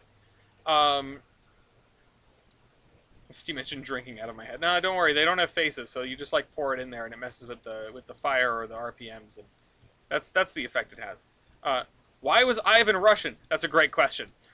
Because in the Horseman universe, Joseph Stalin, yes, that guy, yes, him, yes, the real one, fled the well, the not Soviet Union, the sort of analog for Russia in the Horseman universe, and the fall of the Soviets never happened because there was no Soviet Union. Um, so no, it's not even that he didn't die. He emigrated from the Soviet equivalent country, or whatever equivalent country, the Bikhanik regime, uh, because they weren't like socialist enough for him. So he moves from there to the Continental Republic, aka the U.S. Not for any particular reason, honestly. Uh, and he ends up working at Baldwin, and so he works the night shift. He's a janitor at the Baldwin Locomotive Works, um, and he ends up imprinting on a bunch of locomotives, uh, not necessarily intentionally, but not unintentionally either. Like it stands to reason he did not know exactly the kind of impact he would have, at least not at first. Um, but you know, yeah, Joseph Stalin. He moves to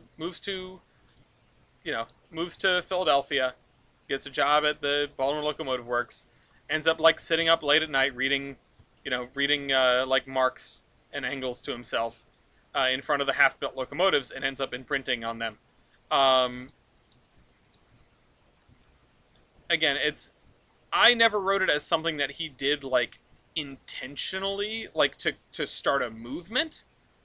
But you can probably interpret it that way if you want to. Um, I don't think it's a wrong interpretation. I never really ascribed much to his motivations, and honestly, I think the important thing, it does mean Anne would maybe know him if she was there at the right time and was built in the right area. Um, that's a hard maybe. It's definitely a possibility though. Maybe she would know of him.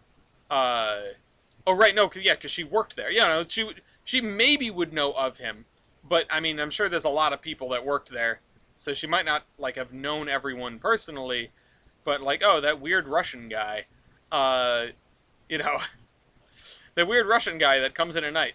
Uh, Titanic does happen. I'm fairly certain. Um, uh, so, you know, ends up imprinting on Ivan in particular, but also on, a smattering of other locomotives, none of which we end up seeing in the series because they were, many of them were likely spread far and wide. And so you just get oddballs like Ivan, who are just like super Soviet. Um, just doesn't, yes, Pepsi and Coke do start an actual war. Um, it's actually one of the things that drives Hercules out of, uh, well, not Guatemala specifically, but out of, yeah, well, that let's just say Latin America, because I never really nailed all those details down. But it drives Hercules out of Latin America and back to the states, eventually landing him on the Durango and Silverton. That's how he survives. He has to flee Latin America because of the disruption being caused by the Soda Wars. They're going to cut him up. Uh, so, yeah. If the Iron Horseman series continued for a few seasons, would Amtrak exist if it got to 1971? We would have ended in 62. 62 was the last steam operation on the Iron Horseman Railroad. It's when we would have wrapped up the series, taken a breather, made a couple intermediate feature-length things, and then gone into Saturdays at Steamtown.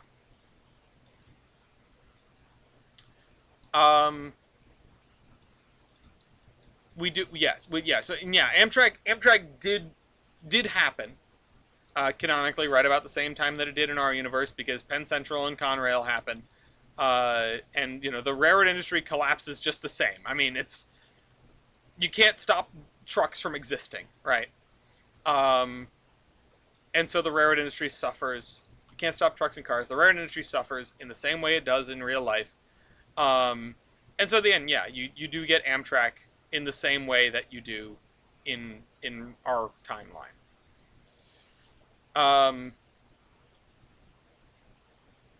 And yeah, Amtrak is a major player. We did see an F7.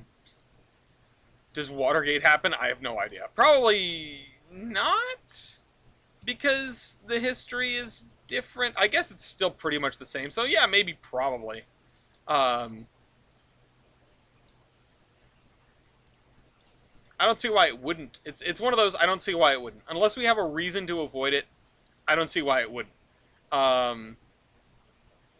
It's not strictly relevant, right? Like, sure, maybe, yes, no. What effect does this have? So Cole does become Amtrak, yes.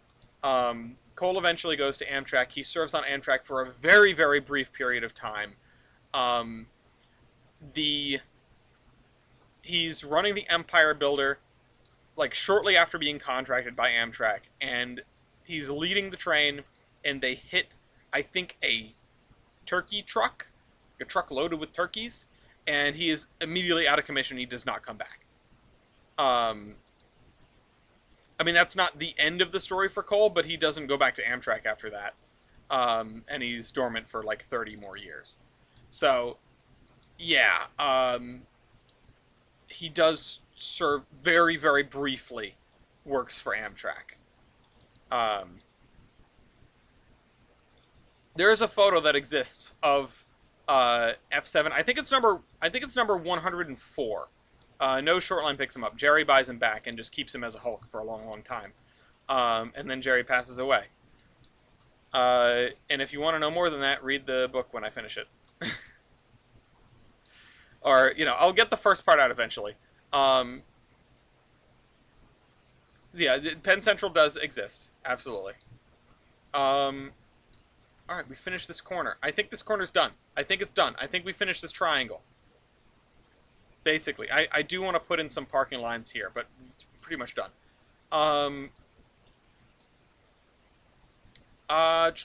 Yeah, so Cole does that. Becomes an Amtrak engine.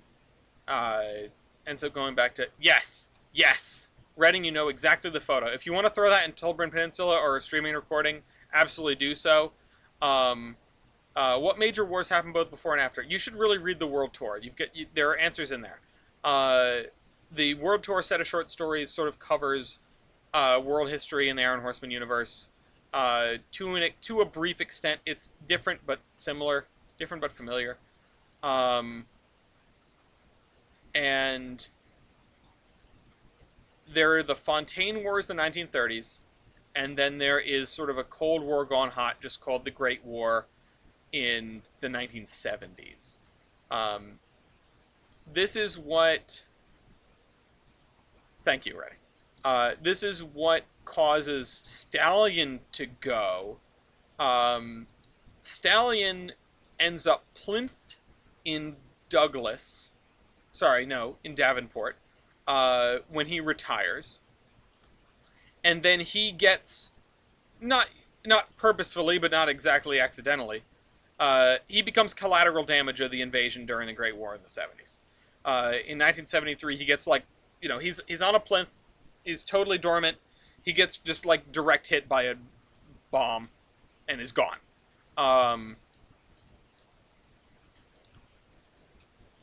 So, yeah. An unfortunate end to Stallion. Not like the most unfortunate end. At least he kind of went out on his own terms, right?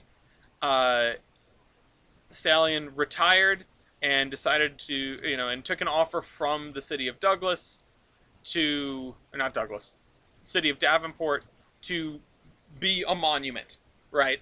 Which is kind of cool if you think about it. If you think about the way locomotives can go out. There are some locomotives that went out in far sadder ways. Sally was slated for preservation and did not make it because of some double dealing by Mark behind the scenes. Again, not an intentional casualty, but a casualty nevertheless. And I'm trying to think of other interesting ones. There's one that I don't want to spoil. Like, really don't want to spoil. Um, Blount and Chris, of course, end up at Steamtown, as discussed.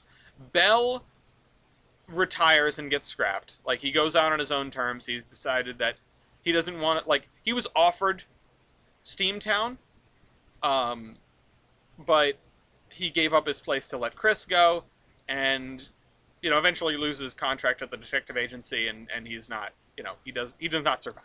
There's no place for him in this world. Katie goes to Union Pacific. Morgan eventually gets cut up. Nick stays on the Iron Horseman Iron Horseman Railroad for a full 50 years, and eventually is scrapped in 2003.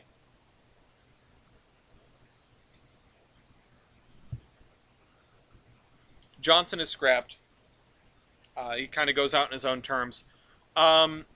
Dan has maybe the most interesting story of all, which is that after Johnson gets scrapped, and this will be in the book too, so spoilers, but whatever. After Johnson gets scrapped, Dan leaves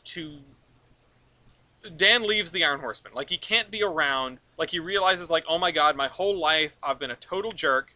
The only person who, like, really cared about me was my brother. What am I going to do with myself? Like, I can't even look at myself. What am I going to do? And eventually he decides, I just have to leave the Iron Horseman. I have to go somewhere else. I have to get a new start. Sort of like Cole did. Cole felt the same way when Katie left. And so he leaves. He leaves for the only, and remember, this is a Pennsylvania Railroad engine. He leaves for the only railroad that is currently taking in shark noses. That is interested in taking in a shark nose. The New York Central. Dan goes to the New York Central, and he lives on the Central for a little while. Train Street, Yorkshire. He lives on the Central for a while. He is, of course, like, totally lambasted, right? Like the Central engines just automatically hate him, because he's a Pennsy transplant, and he just, like, has to live with that. He's like, that's okay. Like, they hate me, and that's okay, because I also hate myself.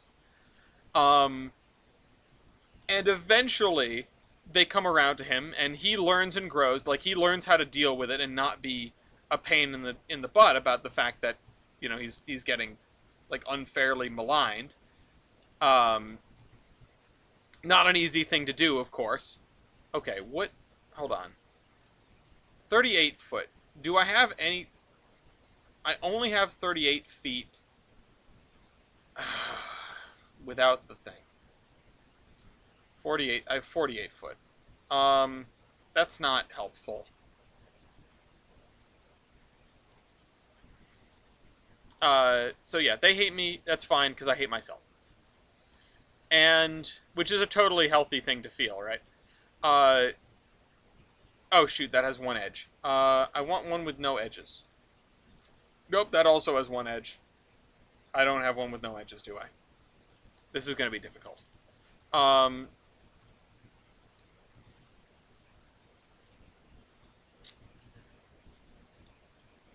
Dan eventually becomes one of the locomotives that go to, Dan becomes one of the last shark noses. He goes to the Monongahela, and then to the D&H, and then to the Lake Superior, and,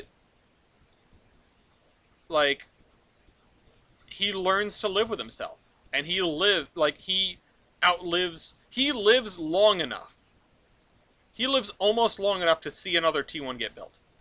And, well, maybe he does live long enough. I don't know if he's going to get, like, a totally happy ending, or if he's going to sacrifice himself at some point for some greater cause.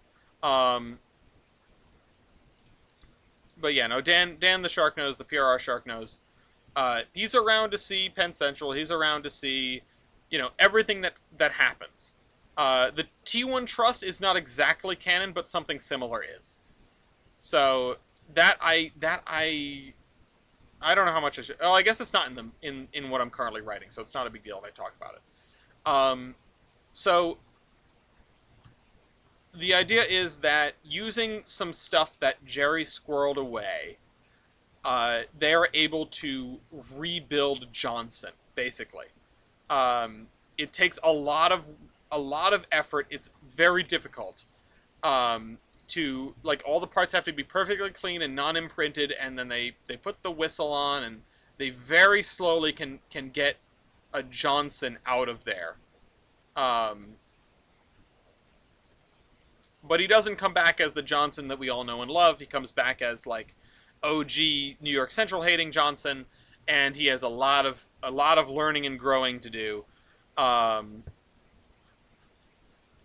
as a person. So that would have been actually the second movie. So there were going to be 4 movies, 4 feature-length episodes, I should say, in between, uh, in between the end of season 10, which would have been 1962, and the beginning of Saturdays at Steamtown. They would have been in order: Iron Horseman, the motion picture, the novel, which is Iron Horseman, the motion picture, which I'm trying to write a novelized version right now. Writer's block is kicking my butt, so, you know, it's not going great, but I'm trying. Uh, so that was number one, and that would take place in 2003, and it would be a sort of getting the band back together sort of thing. Yeah, have Dan Tudor Johnson too. I think that, yeah, that's a good idea. I like that. If I ever get around to writing it, I'm sure that will be part of it. So yeah, it's Johnson pre the character development that he has at the beginning of the Iron Horseman Chronicles. So it's Johnson as we've never seen him before, but only sort of assumed that a young, hot-headed Johnson existed. Well, I guess we've seen it a little bit in the Johnson short stories, but not too much.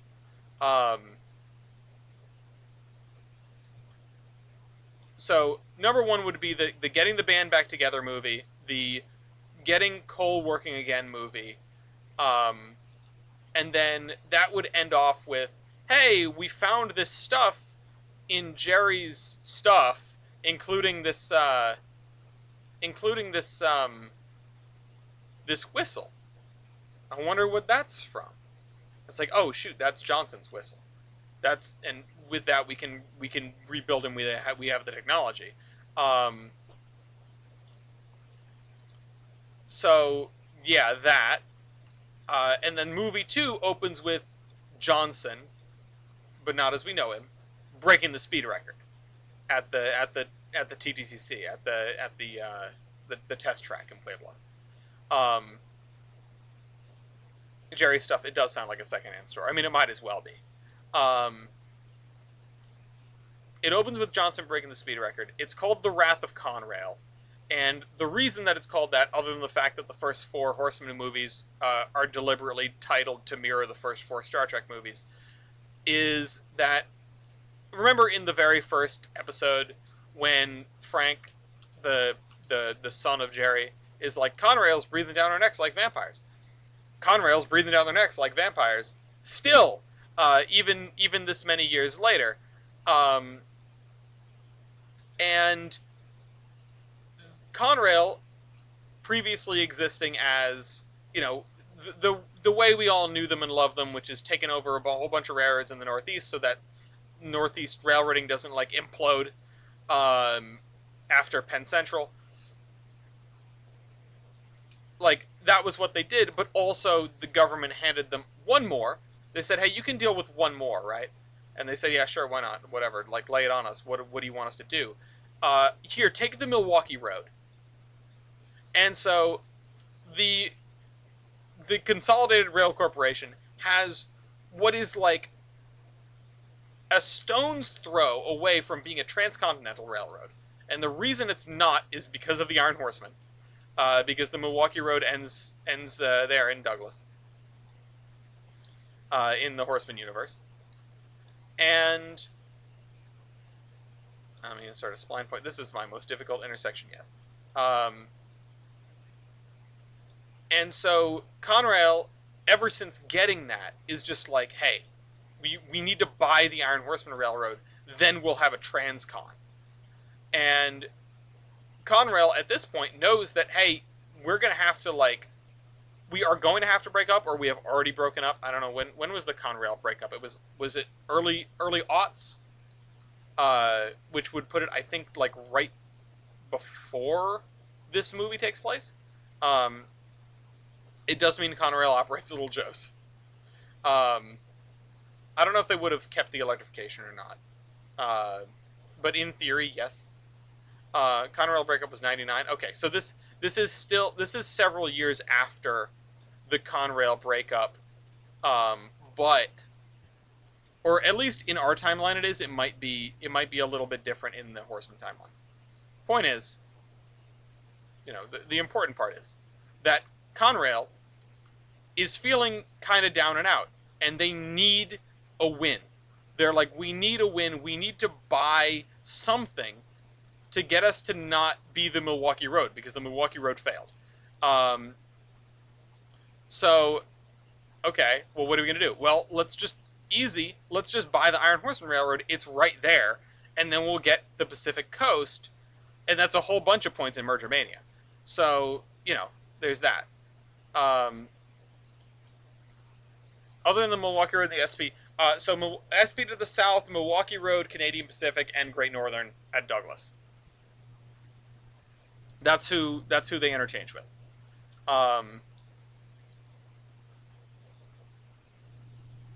Let's do this.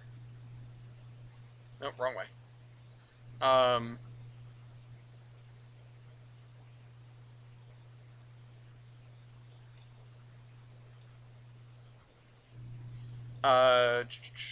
Sorry, I'm trying to use my brain power on this real quick.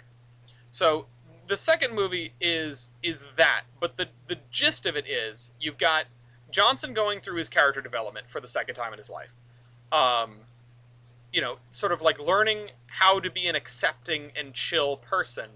And the reason that he has to go through this is because he is faced with Conrail trying to take over the Iron Horseman Railroad, and he wants to do something about it. Conrail taking over the Iron Horseman Railroad is partially contributed to, or like those that are working against the forces of evil, as it were. The forces of evil. Conrail, with its steam program as their ambassadors. Their steam program is 1361, the Pennsy K4, and 3001, the New York Central Mountain, whatever you want to call it, Mohawk. And 3001 is the cooler of the two. It is will we get an IHR railroad map? I don't know what happened on my map. I should post that with the files if I find it. If I find it, I'll post it with the files. Like drawn map or Trainz route, because that's already available. Although I need to rearrange those files too. So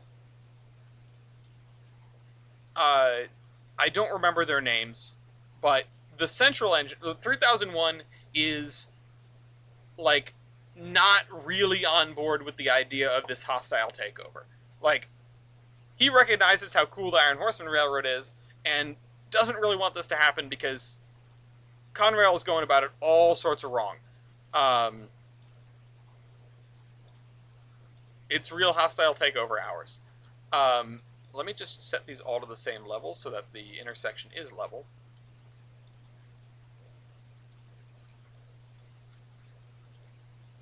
Yeah, there we go.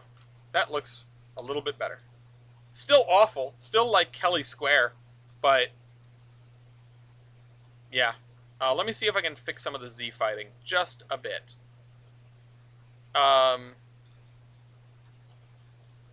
Oops. So, yeah. Conrail's breathing down our neck like vampires. 3001 is willing to work against Conrail. and is like, hey, like this is on the horizon, like bad things are going to happen to your home road, in the Iron Horseman Railroad. Like I want to help you. I want to subvert Conrail, and Johnson does not trust him because he's a central engine. He trusts 1361. 1361 is totally in the pocket of the Conrail executives, and is like, oh yeah, no, I'm your best friend. I'll teach you how to be a locomotive again. Like, hey, you should totally let Conrail buy the Iron Horseman Railroad. It'd be great for everybody. Um, so that's the wrath of Conrail. Eventually, Johnson has to turn, and they thwart their scheme, and like a lot of that is stuff that I haven't, never really thought about too much, but I know that that's what's supposed to happen. This is why Central Good, Pensy Bad. Yeah, well, in this case, I really wanted to do that. I really wanted to do like, hey, the PRR is the bad guys in this one, because, like, you know me, I'm a Pensy fan. Like I'm not. I would like to think that I'm not insufferable, and I'm not super annoying all the time about Ma Pensy Central disgusting. There are things that I hate way more than the Central. But it's like, for the people that know me and know that I'm a PRR fan, I really wanted to do that, to throw people for a little bit of a loop. Like, it's a different expectation. It is, it is it's something that you might not expect from me. And because the story is in no small way from the point of view of Johnson, who just sort of in my shoes, is is someone who just like automatically trusts the Pensy engine, right, over the New York Central engine. It's something that, I don't really know what to do here with this. I want to find something else to put here, but I don't think there's anything else that can be put there. What I hate more than the Central? Camelbacks. Easy. No, so, yeah.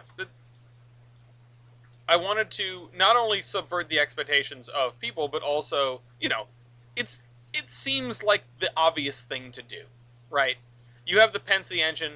Obviously, the person that they trust intrinsically, automatically, is not going to be the good guy. Yes, camelbacks are terrible.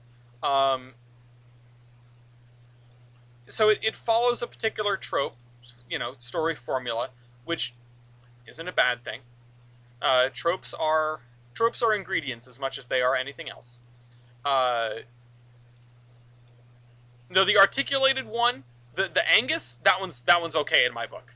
The Angus is cool. I like the Angus. Camelbacks, other than that, no. Kaboom, please.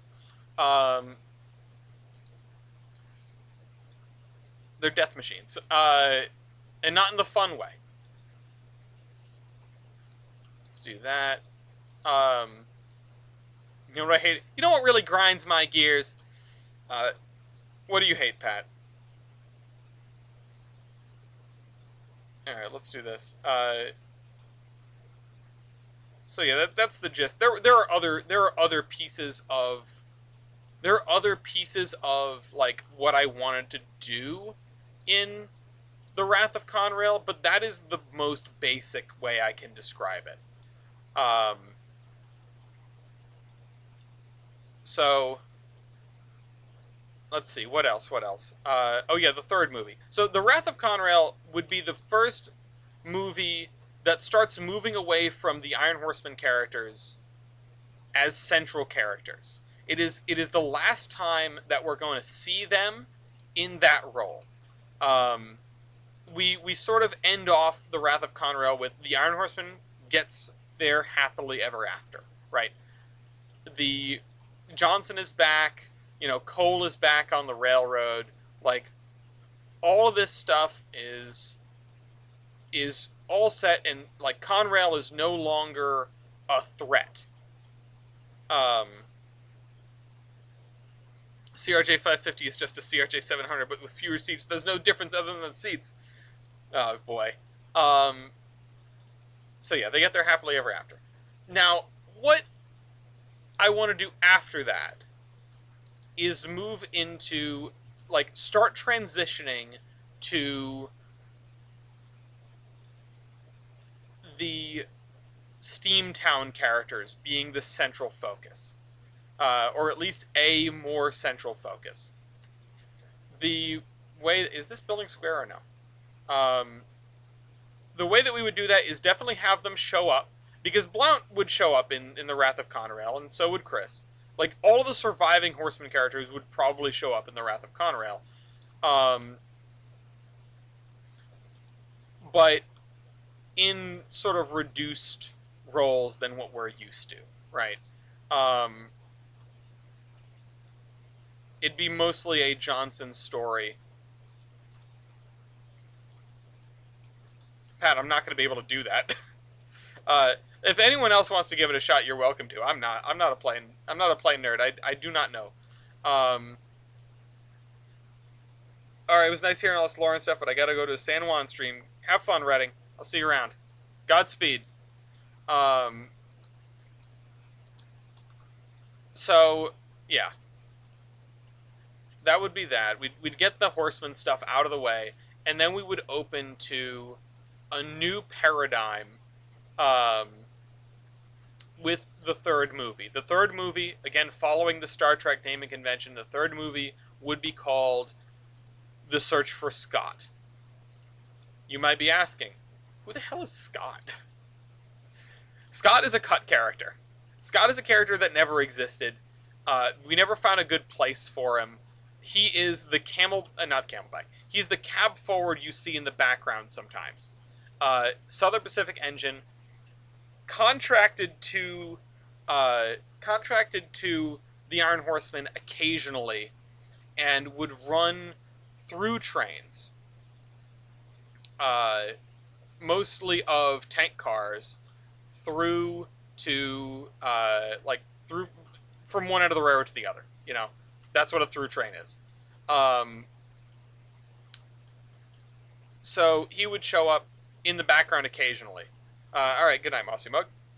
Everyone's going out.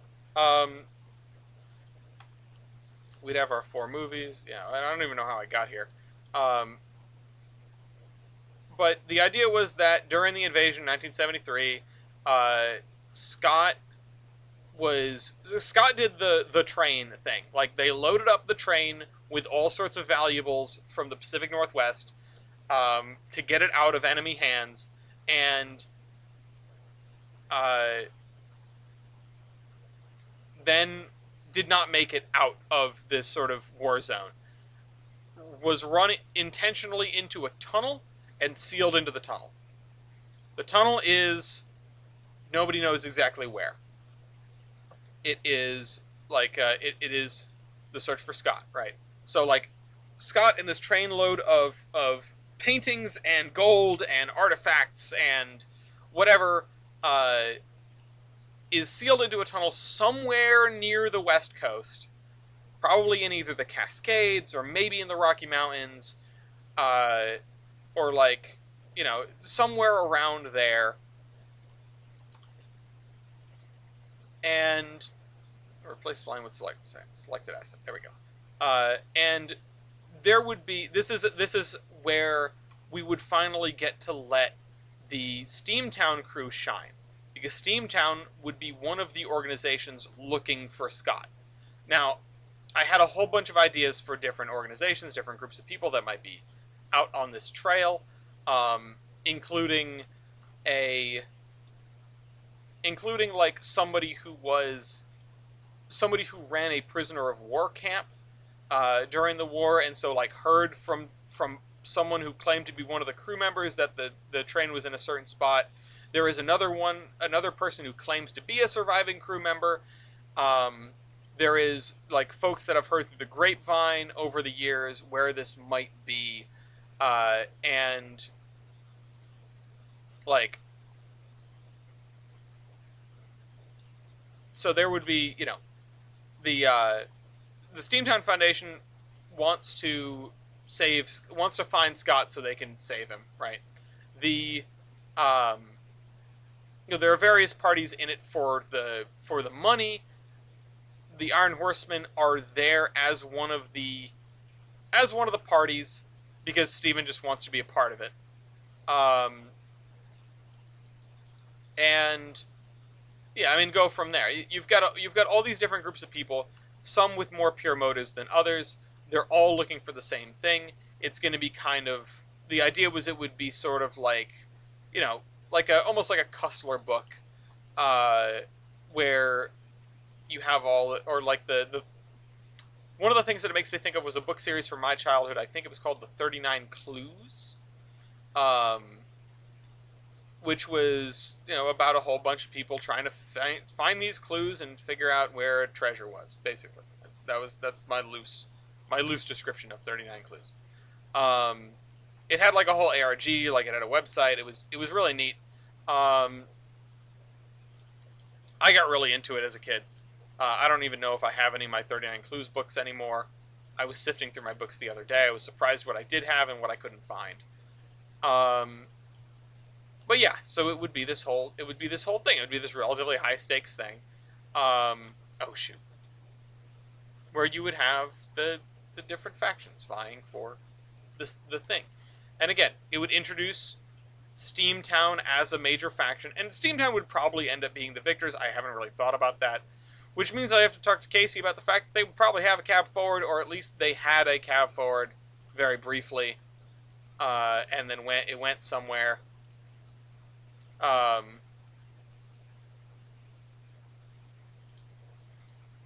When you're a temporary driver for work, you have no energy to do any at all. Yeah, no, I totally understand. Route building is a huge time suck, and sometimes it's just not fun. You know, some weeks it's not very fun to sit down and do this. Like I enjoy doing it because I enjoy hanging out with all of yous and talking and whatever. But like coming down here to fill out triangles is a lot of effort. And I really appreciate everyone who does show up for even part of it, just to say hello, because it makes this experience much better. If I was doing this for myself, I wouldn't be doing it. I'm doing this so that I can have social interaction. I'm doing this, like, because I want this to be an event where we share our techniques and we talk about this and that, and we build routes and learn from one another, That's what I want. And this is coming right along. I have some routes I want to get done so you can do beta testing on. I would love to check out a new route. I haven't done that in a long time. I wish I had time.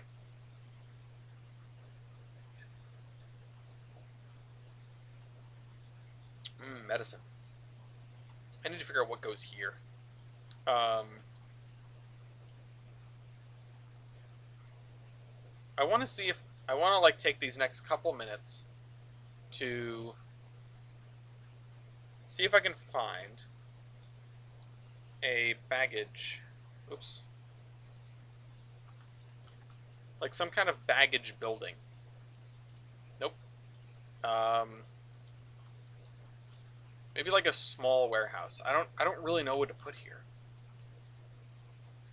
I really don't. This is supposed to be where like the RPO stuff. I mean, that would be over here. I don't know what to put here. Very off topic, but I need your input. We're trying to figure out the best Essex engine. What's the best one in your opinion? Best Essex engine. Well, it's not going to be one of the 80 tonners. So it's down to the steam engines.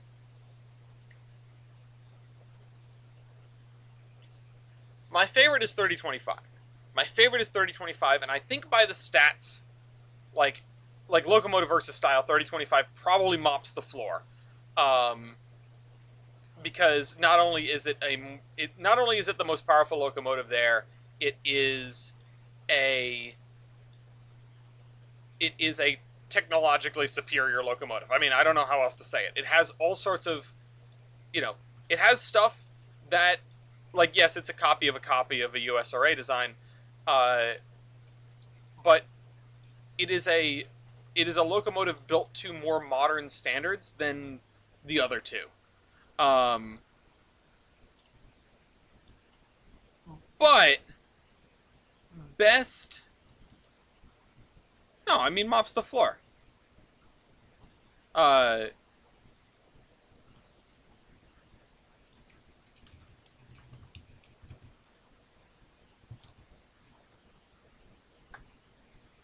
yeah, that's a thing. You made me look it up.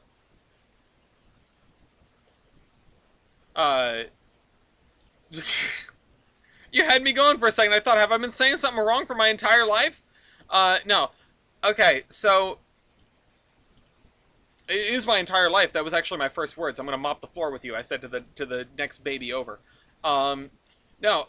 Um, Barnes and Noble. Uh, where can I put this? This is this really big? No, it's a little smaller than I would have expected. Do I put a Barnes and Noble out here across from the strip mall? It'd be kind of funny. No, but like it's a technologically superior locomotive. I don't think that that's a controversial statement. However, best locomotive is probably 40. I mean, 40 is like the icon, you know? 90's a shop queen, 3025 is the workhorse, 40 is the icon. Um, you're running two Milwaukee road routes. Why not just combine them, make one big Milwaukee road route? Just kidding. You just do the whole Milwaukee road. Actually, it couldn't be. It's not. That point. It's like that one time on Conan O'Brien tried to correct someone on Conan O'Brien tried to correct him, saying you should know a word doesn't exist. He went to Harvard only for Conan to pull out the dictionary to prove it's real. It's really funny. I love 97. I love Engine G. 97 is the Valley Railroad's disaster piece. It's always broken. Uh, like, always. I can't, like, I've seen it run, outside of Christmas, I've seen it run like twice. Actually, no, it might have only been once, and it didn't even make it through the entire day. Um, so, you know, I don't think I can say that's their best locomotive. I think it's got to be 40. 40 has aura, right? That's what the kids say these days. Um,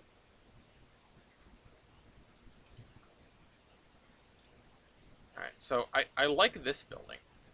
I've been talking about doing another industry. And I like this building. It would be kind of fun to put an industry track off the side of this, or even off of this. Like, I I didn't know what I wanted to use for that. Maybe like a rip track or something. This is a coach yard. I'll put something back here. Thought I said it would be short. I thought it might be short. I thought it might be short because my neck is killing me. Yeah, and I just did that, and like it hurts over here. So very off-topic question: do the Rutland Railroad have their own whistles, or do they just have the New York Central? I have no idea. I'm not a whistle person. You're asking the wrong person. If I had to hazard a guess, they probably had like their own goofy whistles at some point. You're raped by 40 and T per today. I'm jealous. That's cool though. I'm glad you guys got out and had fun. All right, I am gonna wrap this up. I need to figure out what to put here.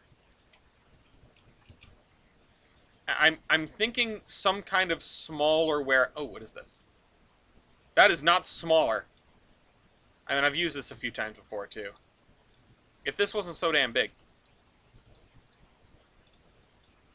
it would go there. Keep saying I want to wrap up. I want to wrap up. I want to go play Minecraft or something. I want to go play one of those games I don't get to play. I need something small. I need something small and manageable. Not that one.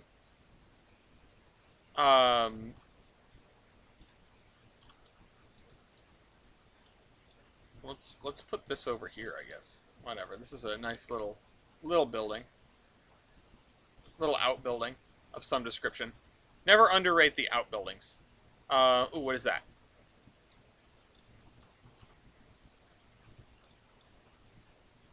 Yeah, why not? Let's use this.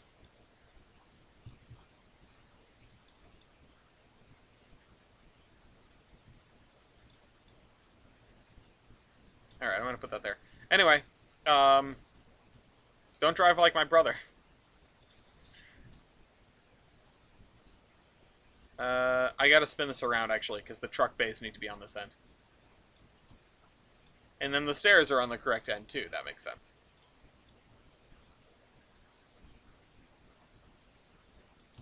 Okay, there we go.